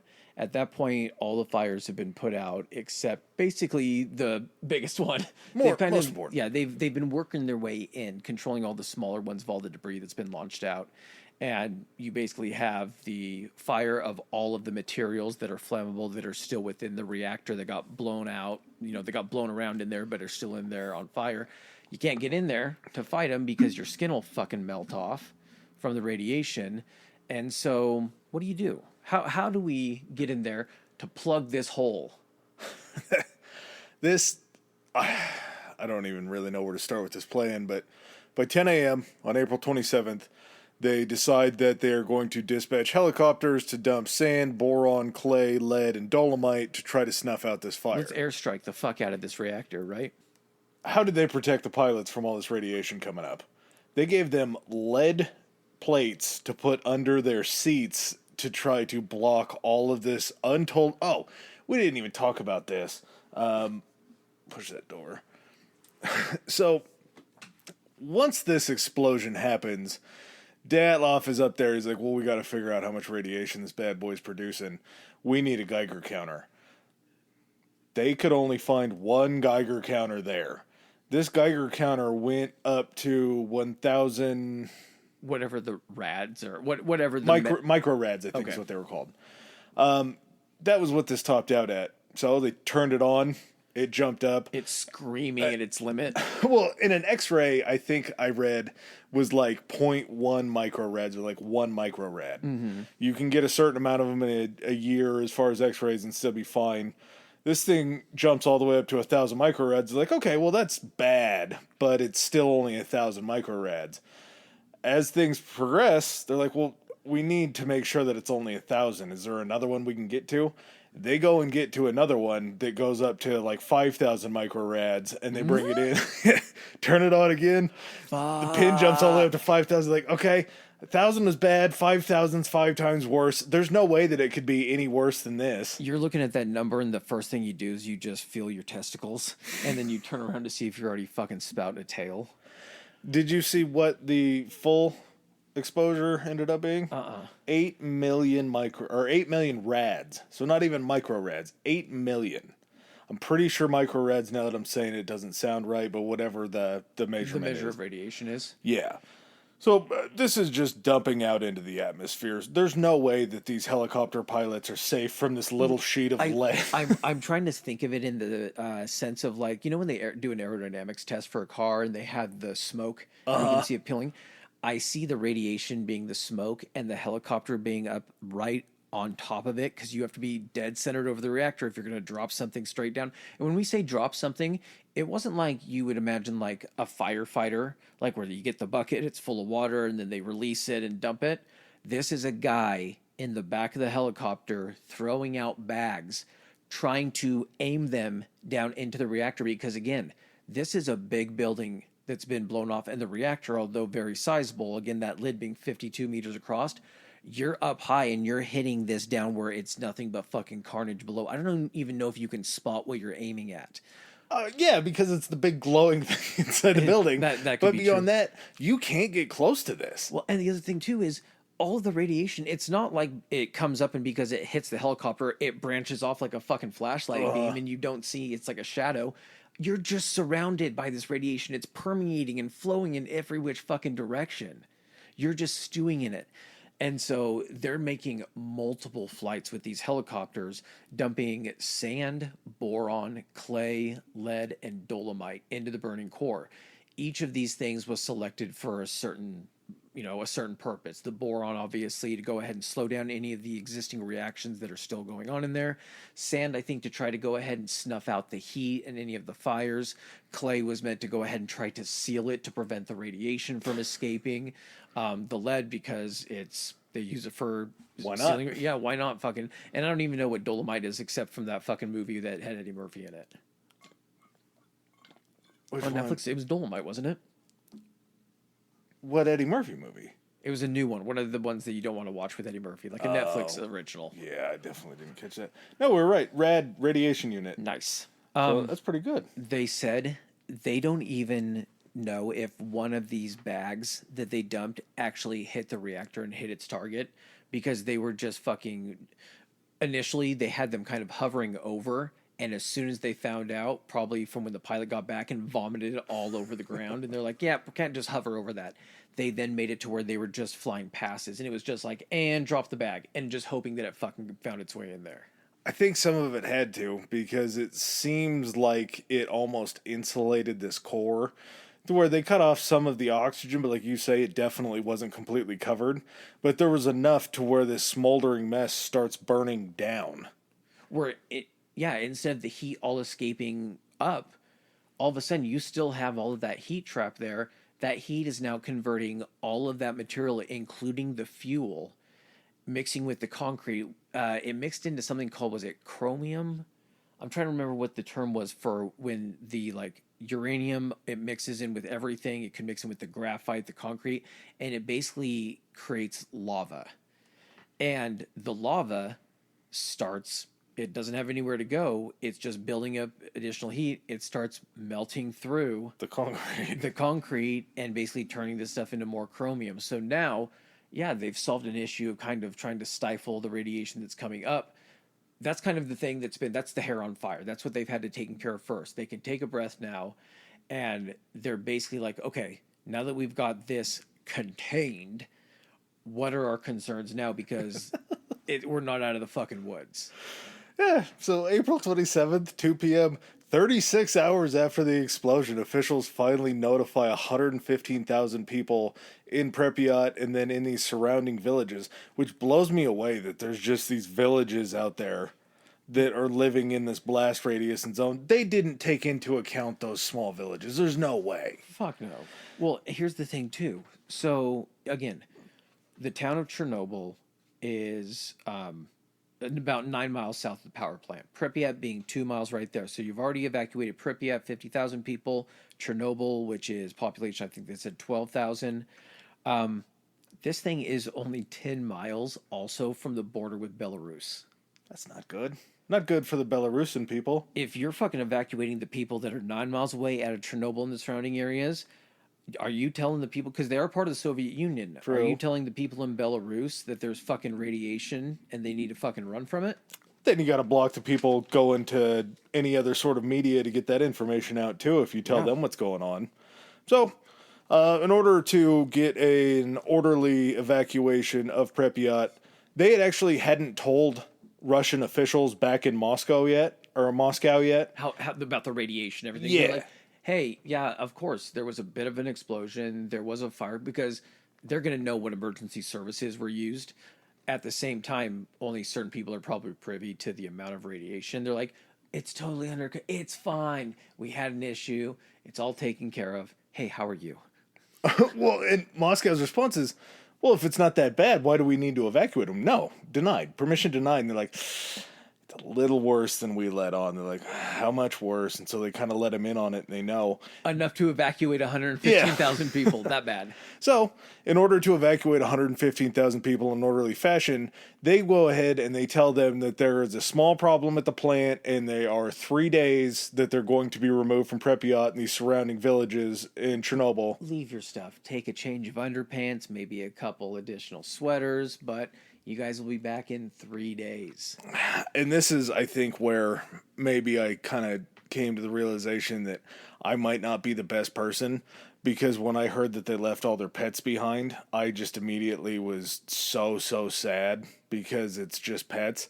Like, when we get into what has happened to the children, that actually, I think, affected me less than thinking about all the animals that were just left behind for no reason.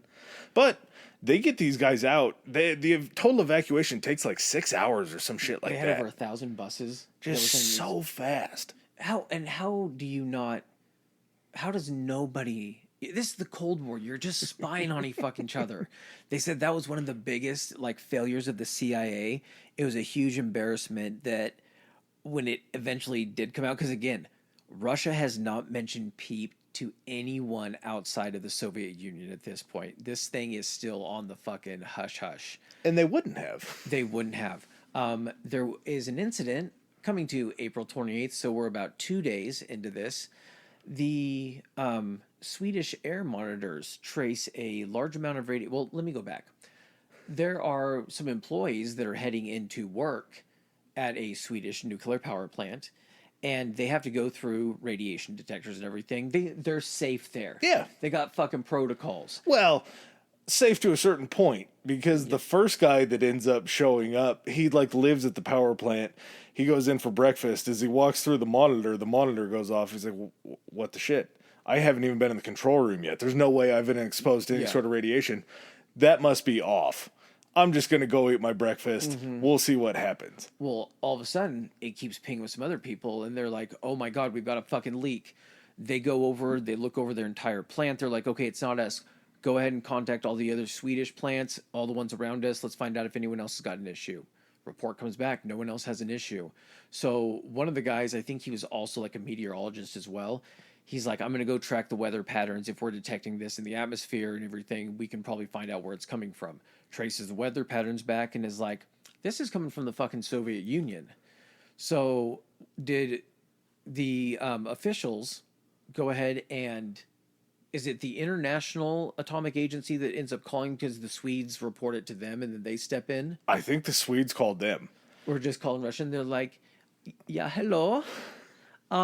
Anything wrong with any of your nuclear stuff down there? What do you mean nuclear? Yeah. What do you mean? But yeah, this wouldn't have been found out. I mean, eventually it would because this is a shit ton of radiation. But this lets you know how much has already been released within these 2 days.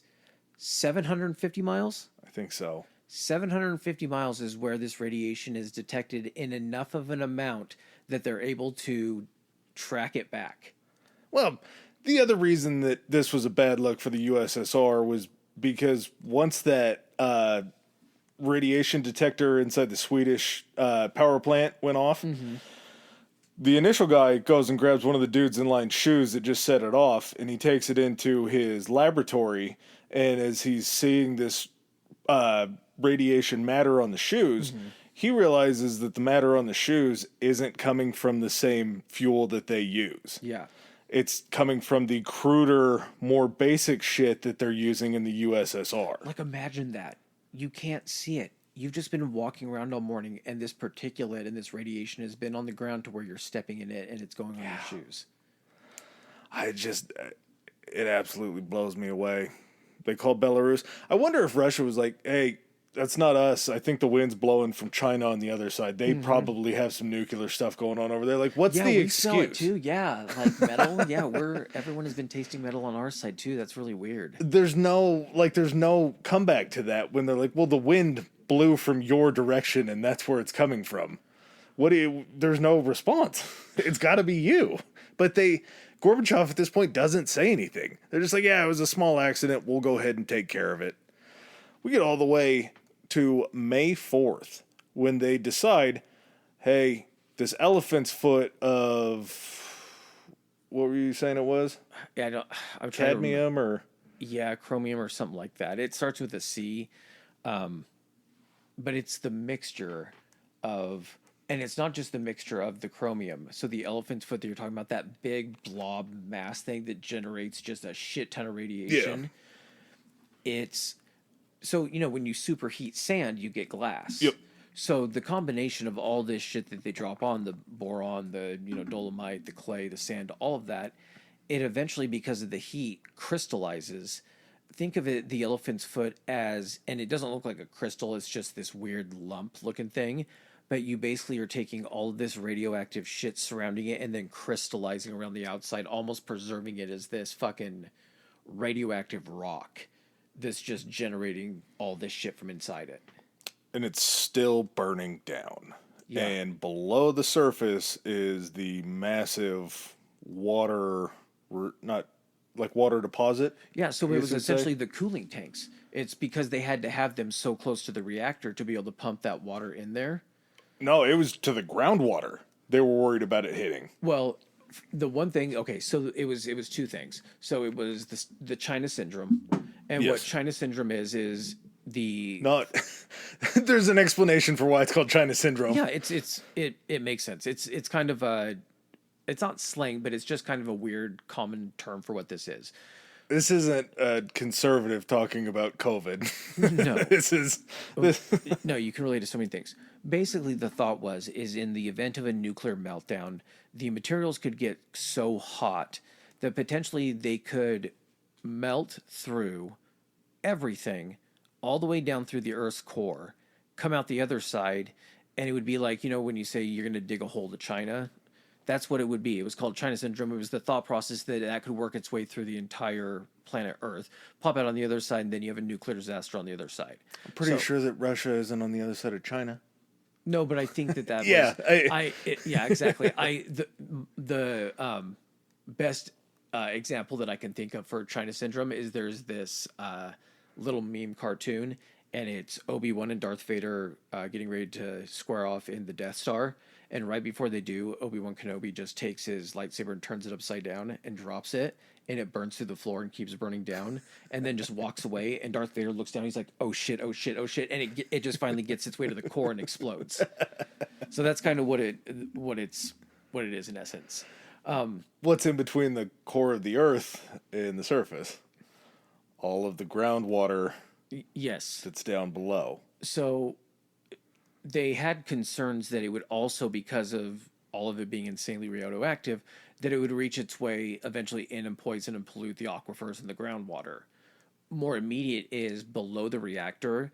They had, and this was for an immediate, like, nuclear fallout type thing, is there were water tanks under there that were used for the coolant for the water for the reactors. Now, all of this stuff is still insanely hot. If anything, you've made it worse because now you're trapping all the heat, and all the reactions that are still occurring with this material are confined and just heating themselves up in perpetuity.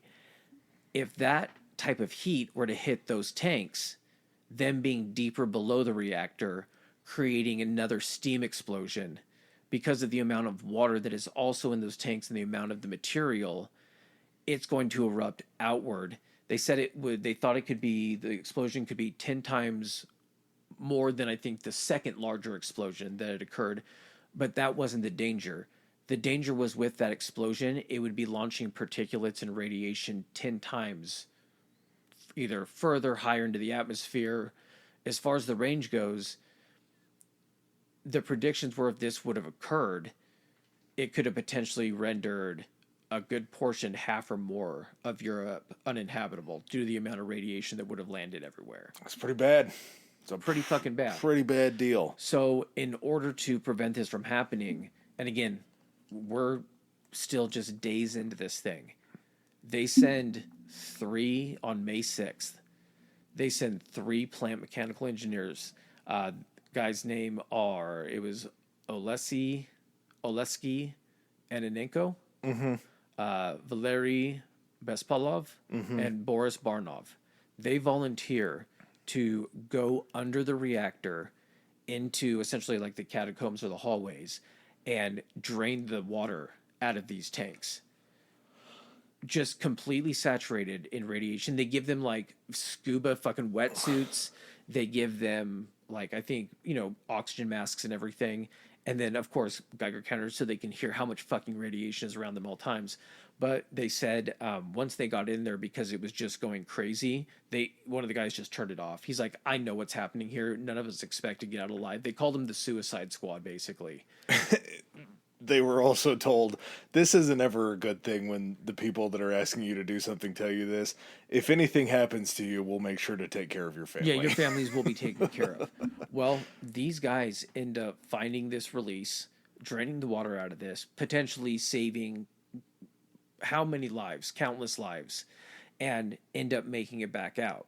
Now, kind of going back early in our story, the guys that went into the reactor and then came back being dead within a week, you'd think, well, these guys made the fucking sacrifice. They're obviously not going to make it throughout this story. These motherfuckers, the Chernobyl 3, end up living like full, complete lives. They're honored as like heroes of Ukraine after all this thing kind of gets said and done and it slows down. But these guys end up living, like, I think 2 of them are still alive today, right? Yeah, one of them died in like 2004. Yeah. And he had worked in the nuclear sector after this had happened as like a consultant. Mm-hmm. So these guys still, the Russian narrative is that they all 3 died. That was like the hero's death, when in truth, all 3 of them actually lived. So that's just the propaganda army, like these guys sacrificed to make sure that nobody else died. Not only that, but they also then started having the concerns like we were talking about the groundwater. If this thing seeps into the aquifers, they brought in coal miners and dug a fucking tunnel under the reactor and dug a huge pit under the reactor and lined it with concrete so it couldn't seep into the groundwater, or at least delayed it. They had to dig it by hand because machines wouldn't work with all the radioactivity in the air. I'm trying to, like, you are digging a tunnel literally underneath active spewing radiation. The liquid hot shit could fall, like, and you're just underground digging a fucking hole and then just trying to pump concrete into it. Like, it's fucking terrifying to think about having to do that job. Yeah, I mean, just the thought of having to go underground and do all that, but at the same time, if you don't get another concrete foundation underneath that reactor and it does get that groundwater, everybody's poisoned. Everybody dies. Once you poison that groundwater, there's nothing. How really far does that else. river reach? Yeah. And how much does it branch off? What's the aquifer feeding that's underneath there? I mean, they're doing anything and everything, liquid nitrogen underneath the dead reactor to try to cool it. I don't know how they're getting these hoses or how they're positioning this shit in here. Also, at this point, they're trying to establish this exclusion zone. They've done the evacuation. They're trying to determine what they need to do and what the fallout is in the surrounding area. That's everything from trying to soil samples, finding out if they need to turn over the soil, which then you're just mixing irradiated soil in with the new shit. Yeah, that part didn't make any sense to me. You're just trying to bury the radiation is what you're basically doing. The fucking animals, all the animals that were left, not just the pets and everything, but you also have a huge agricultural sector within this area and within this exclusion zone, and can't really do anything with radiated animals, can you? Well, you can. You can shoot them. How many animals did they end up killing? I don't remember the exact amount. It was thousands, wasn't it? Yeah, it was a whole hell of a lot. And they have something called, well, it was called the Red Forest. And once that radiation leaked out and got to this forest, it turned all the green leaves to like a brownish red color. I saw that. They said initially when it happened, it was almost a blood red. And then if you look at pictures of it now, it looks like almost like, like a burnt orange or like kind of a brownish. It looks dead, but it still actively grows, doesn't it? Mm-hmm. Yeah, it came back. They had to slash and burn that. All of the villages that were affected, they just went ahead and burnt to the ground. Just this group of hundreds of thousands of workers, and we'll get to kind of the number of the people that took care of everything, but they're just cleaning up this exclusion zone. And the reason why I was talking earlier about why the population of Pripyat doesn't matter after 1986 is because it never ever gets inhabited again. Most of these areas can't be inhabited again, but somehow, we'll talk about it later, it still happens. But this foundation of concrete that was poured underneath begins something called the sarcophagus. And the sarcophagus was going to be just this massive concrete structure that was going to enclose this nuclear fallout and stop this radiation from happening. We're going to cap it. Yeah. We're going to build a concrete cap, and then we're just going to set it on top there. And then bingo, bango, bongo, Bob's your uncle, radiation contained, we're all good. And we're going to do a compliment sandwich here. They finished this shit in 1986. So or in November of 1986. So this happens May 9th, 1986. By November, this sarcophagus is completely done and enclosed. That's a pretty amazing feat. It is, and I mean, it stemmed a good chunk of the radiation, but again, something done this quick, it's being done not haphazardly, but it's being done as an immediate fix. A Band-Aid for as long as you can keep the Band-Aid on. Band-Aid didn't last too long because the middle of the compliment sandwich is the fact that it started showing cracks within months after it was built. They had the same company that initially built the fucking power plant. They're like, oh, yeah, we've worked out there before. Oh, you need us to build over one of the things that we built. All right, we can do that. Positive side on the other part, in 2016, they had rebuilt the structure around it to completely enclose it again. Yeah, I think the way they built it is it was... Ukraine built it this time. Yeah, exactly. And it was steel. It's supposed to last for the next 100 years. Not really sure what the future plans are after that 100 years, what they're going to do with it. But this was basically, it looks like it was like it's not a half dome. It would basically be like, God, I hate the fact that I want to say the term Quonset hut because that's the term that I know for that shape. But basically a circular hangar type shape that would then basically push over the top of this, and then they would seal it in. So they're just pushing this thing into place, and that's where it currently sits right now as far as containment goes. They determined that the exclusion zone.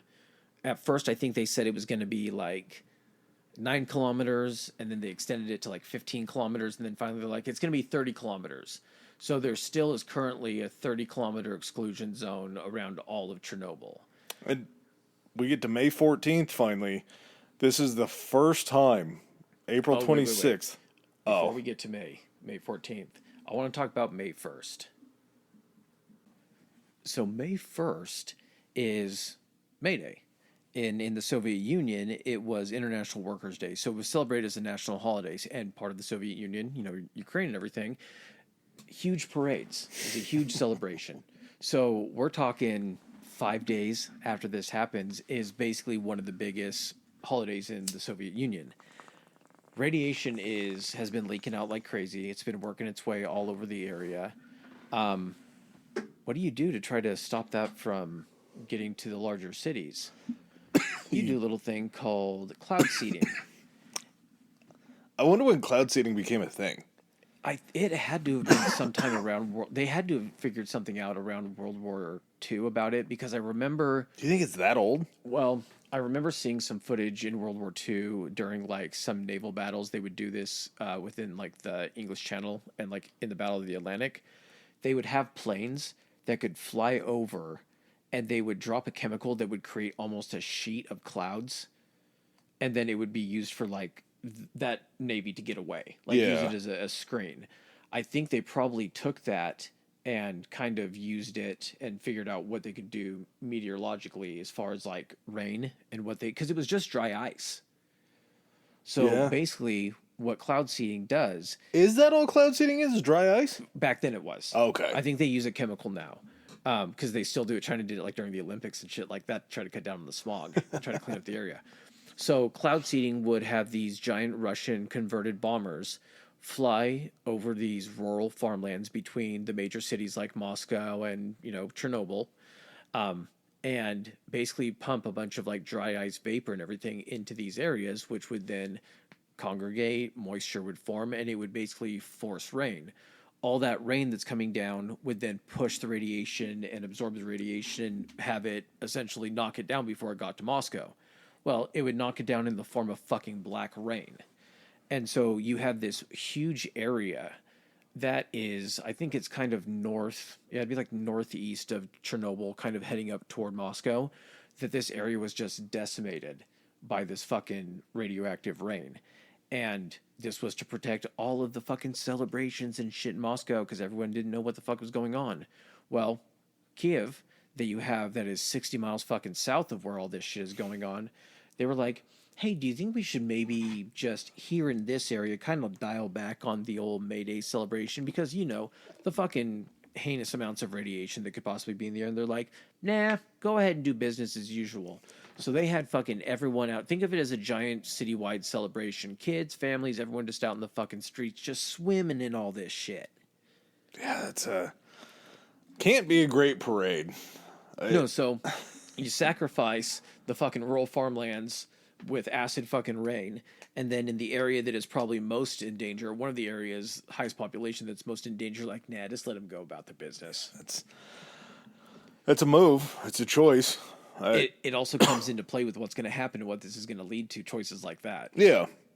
1946. You were pretty much right on. Was when cloud seeding was invented. Nice. Yeah. So we get up to May 14th, the first time that Mikhail Gorbachev, speaks publicly about the incident.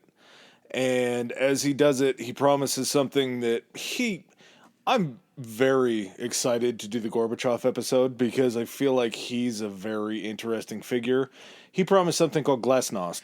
And Glasnost was basically like... Openness. Yeah, is that what it means? A policy of openness. He wants all government institutions to be more transparent about what's going on, about what they're doing. He promises transparency for Chernobyl. Now, this is where I'm a little confused by this because he wants to do this, and I think that this was maybe from what I had heard, like his actual intention of doing it, but the higher-ups that were still below Gorbachev just didn't tell him about how bad Chernobyl was, and he wasn't going to go down there, obviously, to like survey the damage himself. So I think he probably was trying to be transparent about what was going on, but maybe he wasn't being told the whole story himself. It's not to say that Gorbachev was a good man, I'm sure, and so if we hedge both bets going into the Gorbachev episode eventually, I feel like we're in okay shape. But immediately they downplay everything. Glasnost becomes no more, and it affects the USSR in a way to where trust it becomes just an all-time low in this communist country. August 25th, little fast forward, the International Atomic Energy Conference blames the accident on human error, subpar culture of safety, and Soviet reactor design flaws. That, to me, all seems to be like, yeah, I would probably rank those in a different order. I would probably say reactor design flaws 1, safety 2, and then human error 3. Does that seem like what would have gone wrong? What was the order again? Instead of human error, subpar culture of safety, and then Soviet reactor design flaws, I would probably go reactor design flaws, safety, and then human error. I think you could interchange the last two, but I think here's the thing about the reactors is these reactors, they did have safety protocols in which these things would essentially shut them down and try to correct themselves, but they were all switched off. Yeah. For some reason. There was approval given by, I think, like the chief engineer or something to be able to switch those off. I don't know if he didn't like the sound of the fucking alarms going off and he was just like, can someone just turn that shit off and turn off all the blinking lights? But these things were designed in a way to where you could do that. Now, that should be a fucking no-no because in what situation do you need to override the safety procedures? So definitely design of that, not just the design and how it functioned, but also the way that it was built itself and the construction of where it was actually housed. All of it was just a fucking recipe for disaster. Yeah, it does seem odd that they would know exactly how to subvert the emergency shutdown, right? That shouldn't be something that you're teaching people how to do to turn off the emergency shutdown. Not only that, are the guys that are actually performing this, you have a guy that's telling them to do this, but the guys, do they even know any better to know that? Like, they're looking at this guy and they're like, well, this guy's my boss. He's obviously got to know more about fucking nuclear reactors than I do. So I guess I just have to do what he says. Yeah. And obviously there's somebody's got to be blamed in this situation. The full USSR report was human error, and you got to have some heads on spikes. To just fast forward a little bit, in 1987, 6 former officials and technicians at the Chernobyl Nuclear Power Plant were convicted of causing the 1986 disaster.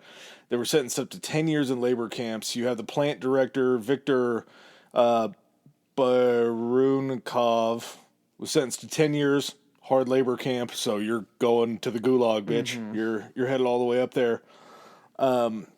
He also got 5 years concurrently for his abuse of power over this power station. I don't know what his abuse of power was because I guess He told them not to run the safety test Yeah, I for know. 3 years. Here's the thing, too, is when it came out, like you were talking about this International Atomic Energy Conference and blaming the incident on human error first, where's all the information coming from? Yeah. It's coming from within the fucking Soviet Union. That's the only people that are keeping records there, so they're able to spin it however they want. Of course, they're going to go ahead and put the fact that the reactors are the least likely Yeah. thing that caused it. It was definitely these guys that just did everything possible to make sure this thing melted down. They're able to prove that. At the same time, they're also able to hide all of the other incidents in which this same type of reactor had any fucking issues. Well, the first guy that you're going to sentence is the Designer of the reactor, right? no, he was just the plant director. Oh, okay. And he wasn't even there when it happened. But how does he get an abuse of power in this whole thing? He was let know after that. I forgot the best part about this trial that happened is just like here, they believe that you should be tried where you committed the crime. Mm-hmm. They brought them back to Chernobyl, right? Yeah, for the trials, and there was actually a Geiger counter in the courtroom to make sure that there were allowable levels for the court or for the trial to take Or how much place. time they could spend doing Yeah. that. Didn't one of the guys walk in? He's like, "Should we be doing this here? Why And are they're we like, doing this here? It happened here." This is tradition. This Yeah. is what we do. We're gonna put so many more people at risk of radiation poisoning just so we can prove a point. At the same time, that's kind of a boss move because it's like, no, this is the fucking scene of the crime. Yeah. We're returning to try you at the scene of the crime. Nikolai Fomin was a chief engineer. He got sentenced to 10 years. Anatoly Dyatlov, the guy that was making the decisions, that was telling everybody the core was still intact, he gets 10 years. Alexander Kovalenko, chief of reactor of number 4, pled not guilty. He got off. Yuri Lashkin, the senior engineer, pled not guilty. He got let off. Dyatlov served like between 3 and 5 years, I believe, of that 10-year sentence. So maybe that tells you that they just needed somebody's head on a pike before he got They had to off have on good scapegoats. behavior. They had to have a face of how Yeah. the face couldn't be the reactor. Well, and 10 years seems like a really long sentence for something like that, but at the same time, if you let him out in 3, it doesn't look as... No one's Or going to it's- notice that. Yeah, exactly. No one's going to. That's not going to be front page shit. He's just going to disappear or go off somewhere and live the rest of his days. Yeah. So we had cleanup efforts that lasted 7 months. This blows my mind. Within 15 months, 75% of the land in the contaminated zone was under cultivation. So they were trying to grow vegetables inside the contaminated zone. How? Why? You can't do anything with that. A third of the evacuated villagers were actually resettled within the containment zone. And they said that part of the reason these people wanted to go back was because in all of the places that they were evacuated to, there was this stigma about them that they were exposed to this radiation, so they were always like dirty. So people wouldn't give them a place to live, people wouldn't give them jobs. It was like they had the mark of the beast on them. Scarlet fucking letter or Yeah. something like that. So why not go back to a potentially dangerous situation, but rebuild your village and continue on the way you were? Like try to live a life inside a containment zone. So during, all of this stuff is, the Russians are speaking to the International Atomic Energy Conference. Gorbachev comes out and speaks publicly about the incident, but they're not really addressing this stuff in the manner of like, not a trial, but almost like a hearing Yeah. or anything like that. There's a guy from the Soviet Union who was one of their top nuclear scientists. His name was Valery Legasov. Yeah, this is the guy that hanged Yes. himself. So maybe. so this guy was like a fucking prodigy. He was the cream of the crop, one of the top 10 scientists in the world. And he basically was brought in to be like, kind of like walk us through how this happened and whose fault it was and everything. And they're doing this kind of in-house. This isn't like an international type thing. He basically comes to the conclusion that this is the fault of the fucking reactor. At the same time, the fault of inadequately trained people to handle the reactor, having it be unable to, once the reactor reaches a certain point, not able to bring it back. And there was the, Soviet Union party line that anytime they were to speak in any international conferences or anything like that, it was going to be the same story. It was human error. That's what happened. The reactors are sound, blah, blah, blah. This guy knew better And during a conference, I believe it was like the United Nations, it was an International Atomic Energy Conference in Vienna. He actually broke down all of the circumstances that led to the Chernobyl disaster, not pulling any punches from the Soviet Union or anything like that, and basically spelled it out that it was fucking rushed construction, faulty equipment, all of this stuff. And at this point, the international community, after hearing this guy is ostracized, is a fucking pariah in Russia going forward for the rest of his life. His career is ruined, all that stuff. But Followed, monitored by the KGB. Yep. But to the international community, he's finally come out and provided answers to what happens. Well, this also kind of starts a snowball effect of showing this glasnost thing that Gorbachev was speaking of is horse shit because they haven't been transparent about any of it. And the rumblings around the Soviet Union start to gain traction as you get these anti-nuclear activists and groups that are demanding the closure of these nuclear power plants, take them out of our countries, because now they know for sure, this type of nuclear reactor was pretty widespread. It was in use all over the Soviet Union. They had like two different kinds. The Soviet Union had them, but beyond the Soviet Union borders, everybody had something different. Correct. So all of these countries that are within the Soviet Union that were their own countries before but absorbed after World War II, there's a lot of these anti-nuclear activist groups, sentiments that are, building up, and they start to build up almost into rival political parties that are lashing out against the Soviet Union, that basically, you guys put fucking bombs in our countries. You're not taking care of us. You're not even able to take care of your guys' selves. You're not transparent. You're lying to us. And in March 11th in 1990, Lithuania is actually the first ones, and they're the first state to leave the Soviet Union, basically due to trust issues over Chernobyl. And so much of that after Chernobyl was like this waterfall of the oil market going to shit, and a lot of these international markets that these guys were heavily invested in just went belly up. So there's a tremendous shortage of money. You have a ton of these different products that you're producing to support these countries aren't being sold. You don't have money to support those countries. And so Lithuania is like, well, you lied to us about Chernobyl. Now you're not being able to take care of us financially like you said that you would. You're not an overseer anymore. We don't need to deal with you anymore because you can't tell us the truth about anything. If you're lying about what happened at Chernobyl, what makes me think that you're not lying about the money that you're trying to give my country to support me? You also have this tremendous international pressure now on Russia specifically, because they're the ones that are building these reactors, of being like, these obviously aren't safe. This is not just an issue that stays contained within Russia when it goes fucking bad. Yeah. I.e. fucking Chernobyl, of it spreading all over Europe. So there's also this intense pressure of like, you probably need to start shutting down these reactors. And then you have all these countries being like, so now you can't provide us safe power either. Like, what are we even here for? And in August on the 24th in 1991, Ukraine, which is the second largest, or was the second largest state within the Soviet Union, declares independence and leaves the Soviet Union, which is basically the catalyst of the dissolving of the entire Soviet Union as a whole.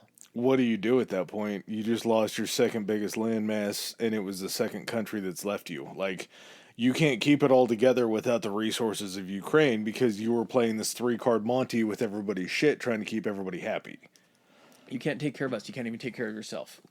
Yeah, I had zero clue that Chernobyl led to the collapse of the Soviet Union. Yeah. It's fucking crazy. Well, I wish that I could say that that's the craziest thing that came out of the story, but it's definitely not. Now that the Ukraine is on their own, and now that they need to support themselves, they need nuclear power. Oh my God, yeah. It's a fucking vicious cycle. Like, we're independent, but now we need to support our independent power needs. There's this power plant in Chernobyl that still has 3 operational reactors. Yeah, sure. I mean, the entire area is basically a death zone, but you know what? Fuck it. Reopen reactor number, let's go ahead and reopen the power plant. 1 and 2, 3, all three are still running progressively over time through deals and pressure from other countries. They slowly shut them down. It was agreements in which the Western powers would start to supplement like their energy needs, Yep. right, or help them to go ahead and create other sources of energy to make it to where they could go without the nuclear power. Yeah, it's just you have to do something, and on an international stage, now that Ukraine is by themselves and Russia's not watching over them, if they show any bit of weakness and Russia tries to take Ukraine again under force this time, kind of like a scorned lover, that's not going to be good. But also, if they need help, now you as the Western powers that supported them leaving the USSR are now kind of beholden to them to make sure that you can clean it up next time. Yeah.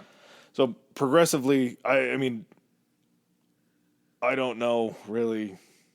The date blows me away because I was so old at this point in time and had no idea that Chernobyl was still running. Yeah. Of course you didn't. Like, why?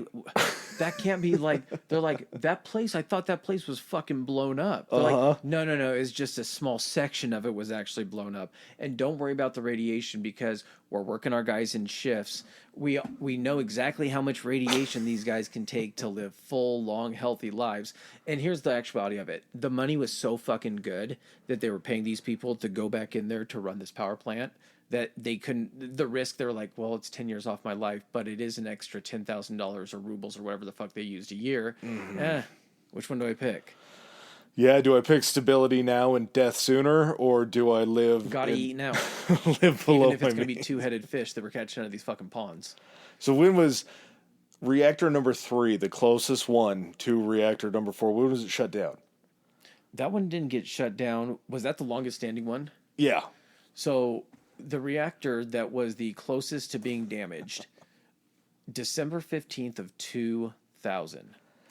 I would have figured it would have been like a millennium, like let's shut it down in January. They got a whole nother year into the new millennium. I would have figured it would have been shut down in 1990. Yep.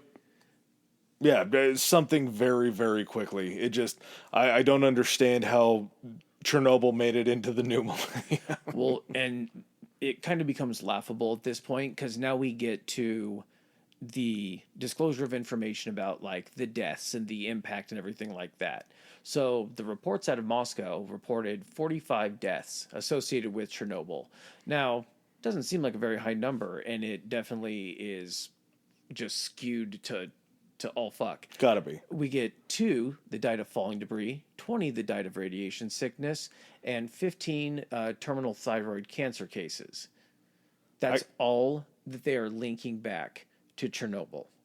Well, the numbers get so confused at this point because it's so tough to tell, like, kind of some of the cancer rates and the long-term effects of radiation, and just to try to figure it out, like, say you live through it, you're fine, you live a long, healthy life, but your wife miscarries 15 times because your seed has been radioactively But we can't track altered. that definitively back to Chernobyl. Sure, you were there and you were dosed with a lethal amount of radiation or near lethal, but we really can't say for certain that you developed this. I mean, you could have got this cancer even without Chernobyl. Yeah. Yeah, 2 from falling debris, which I guess that kind of makes sense. That was the easy way out. Yeah. One of the guys, I think he was down in like the boiler room or something like that when the explosion happened. He ended up being rescued and saved, and his buddy that came down and picked him up to take him to safety, put him in like a fireman's carry.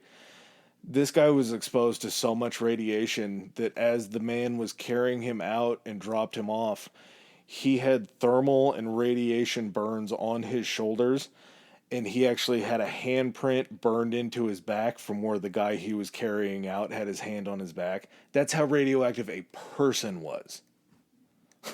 It like melted it into his skin. Yeah. 28 from radiation sickness. A lot of those were the firefighters that were told everything's okay. This is just an explosion that's non-nuclear. 15 terminal cases of thyroid cancer, which I guess maybe they had developed it fast enough to where they could kind of track it to it. Then this is where the skewed numbers come in. In 2006, the UN reported there were 4,000 deaths attributed to it. You can look a lot deeper. You can try to point some more fingers at Russia. I certainly believe there had to have been more than 4,000 deaths, but I don't know where they come up to that number. There have been different organizations that have done different studies on it that say the numbers are like in the hundreds of thousands, but at the same time, I don't know where you get that data from because Russia's not Where's the releasing cutoff that shit. point? Yeah, and where's the cutoff point? I think I heard to this day in Russia, when you go into a hospital, there's an actual like express line that you can go into if you have proof that you were within the Chernobyl blast radius. Jesus. I believe there were 800,000. It was either 600 or 800,000 volunteers that went in to do cleanup in the contaminated zone. Oh yeah, they were mobilizing volunteers, military, pretty much anyone and everyone they could get a hand on. Which totally tracks with what Russia does, because in every war that Russia's fought, their greatest power was how many people they could Was throw being at able a to muster problem. their resources. Yep. So, I mean, there's no way it was only 45 deaths. I don't think 4,000 deaths even comes close to it. Some of kind of the debated facts, but kind of the most believed things. Cancer rates are 3 times higher in Eastern Europe than they were pre-disaster. And mostly it's thyroid cancer, and thyroid cancer doesn't do well. It absorbs a lot of radiation. I mean, that to me seems like that's some sort of an effect. I don't know. I figured the effect would be worse, I think. Yeah. Infant mortality rate within the 150 kilometer contaminated zone, which also goes into Belarus and another country that I'm blanking on. But they found that the infant mortality rate jumped from 20 to 30%. I mean, that's 20% is already extremely high, I think. I'm not sure what mortality rates are now, We're but gonna that do feels a third. Yeah. To raise that much just kind of seems insane to me. On a positive note, I guess if we're going to try to end this on a positive note, the area that's in the containment zone and around Chernobyl, basically nature has taken that thing back. Looking at images of Pripyat and everything, it basically just looks like a city that's being it looks basically like a apocalypse movie. The city's just being reclaimed. There's trees growing out of fucking like third floor windows in this place, and you have all of these species of animals that had not been seen in this area coming in and essentially kind of thriving in this. You have like warthogs, deer, moose. You have these wolves that are in there. And basically these animals, because there's not any type of like human interference or anything like that, have adapted. You're not getting gigantic fucking animals or shit like that or mutated things, but these animals essentially living in this area have adapted to the radiation or perhaps have shorter lifespans. Yeah. But essentially the area is really bouncing back. Birds, not really getting, Spend a lot of time in the air where the radiation hangs out. yeah, so the fertility rates in the avian populations has declined in a major way, but they're basically just swimming through an ocean of radiation. Yeah, and I mean, to me that makes total sense because they spend the most time in the radiation. They might be more susceptible. Their biological makeup could be more susceptible. Yeah, if a bird has 8 eggs and only 2 of them hatch correctly, that's a major decline. But also at the same time, all of the other elements that the humans bring in aren't there to affect the birds. Yeah. So there's still a decent population of them. In 2011, there was a statement by Chernobyl's former power plant director. He must have replaced the dude that got pinched. Ihor Gromotkin. Sure. I don't know. Yeah, close enough. He said the Chernobyl reactor site will not be habitable for humans for at least 20,000 years, and the 100-kilometer zone around the plant that was likely contaminated with something called plutonium-239, which I believe is what they were using. The half-life of plutonium-239 is 24,000 years. So we just blanked that area of the planet out for that many years. But at the same time, there were guys that were still working inside the plant till 2000. Yeah. Like everything here is saying like not habitable for humans unless it's in during your shift. Yeah. Then it's habitable for you. It's crazy to think too, had that water not been emptied out of that reactor and it would have reacted like that, and if it could have had that additional explosion covering Europe the same way. Just think of extrapolating the Chernobyl zone and just drawing a larger and much larger circle around that. Can you imagine if this was something to where this encompassed a fifth of Europe and there was just this giant circle in the middle of Europe where no one could fucking live? You'd be studying this in high school for days. Yeah. This would be something I don't know if there would be another nuclear power plant still on the planet. The fact that, as bad as this is being the worst nuclear disaster, the second being Fukushima in Japan, which we'll, definitely cover. And then 3 Mile Island? I think then maybe 3 Mile Island. But you can definitely see that there was a movement away from it. But has there been kind of a renaissance of nuclear energy? I think there has been. I think it's growing because the population's growing, because we need to figure something else out. We know that fossil fuels are going to run out eventually. Nuclear power will run out eventually. It's going to happen, but if you can kind of spread it around on a bunch of different credit cards, then you might be okay. That's true. And I still think there's a lot of pushback in the United States. It's kind of like when I started saying that I think like 95% of nuclear power, 98% of nuclear power is great. Yeah. It's still, I think, that 2% that has people hung up, and I can't really say that I blame them, because it is kind of a scary thing to know that there is a chance. I mean, it's happened in places where there have been leaks. It's built by people. It's run by people. There's a human element to it, and anytime there's a human element to it, there's the risk of something going wrong. But when the stakes are so high, that's what makes it so concerning. Did you hear? It was like having Nixon in control of the nuclear football. That was being fucking It was a tough choice. Yeah. Was it called like the Demon Reactor in Los Alamos? Did you hear anything about that? They kept having so many problems with it that they just decided that they had to get rid of it.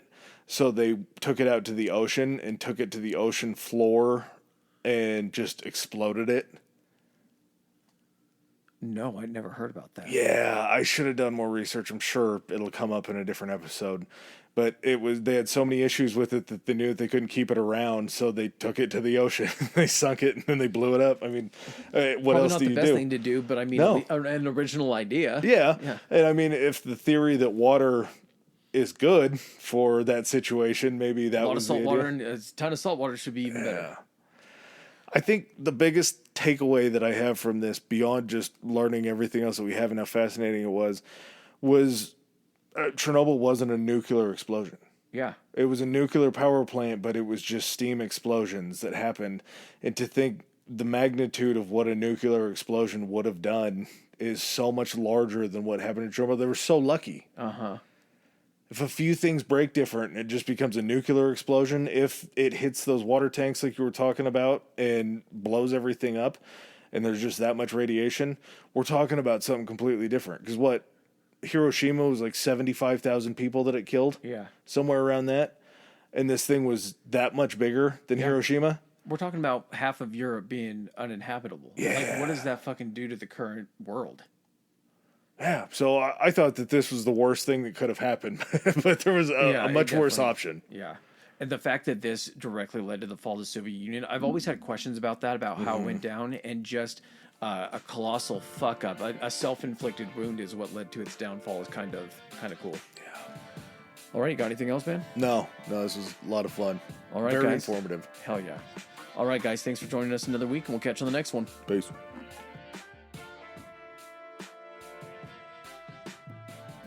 All right, ladies and gentlemen, thanks for joining us for another episode. If you like what you heard, hit that subscribe and like button. Follow us. If you didn't like what you heard, still hit that anyway, because we'll probably cover something in the future that you do like.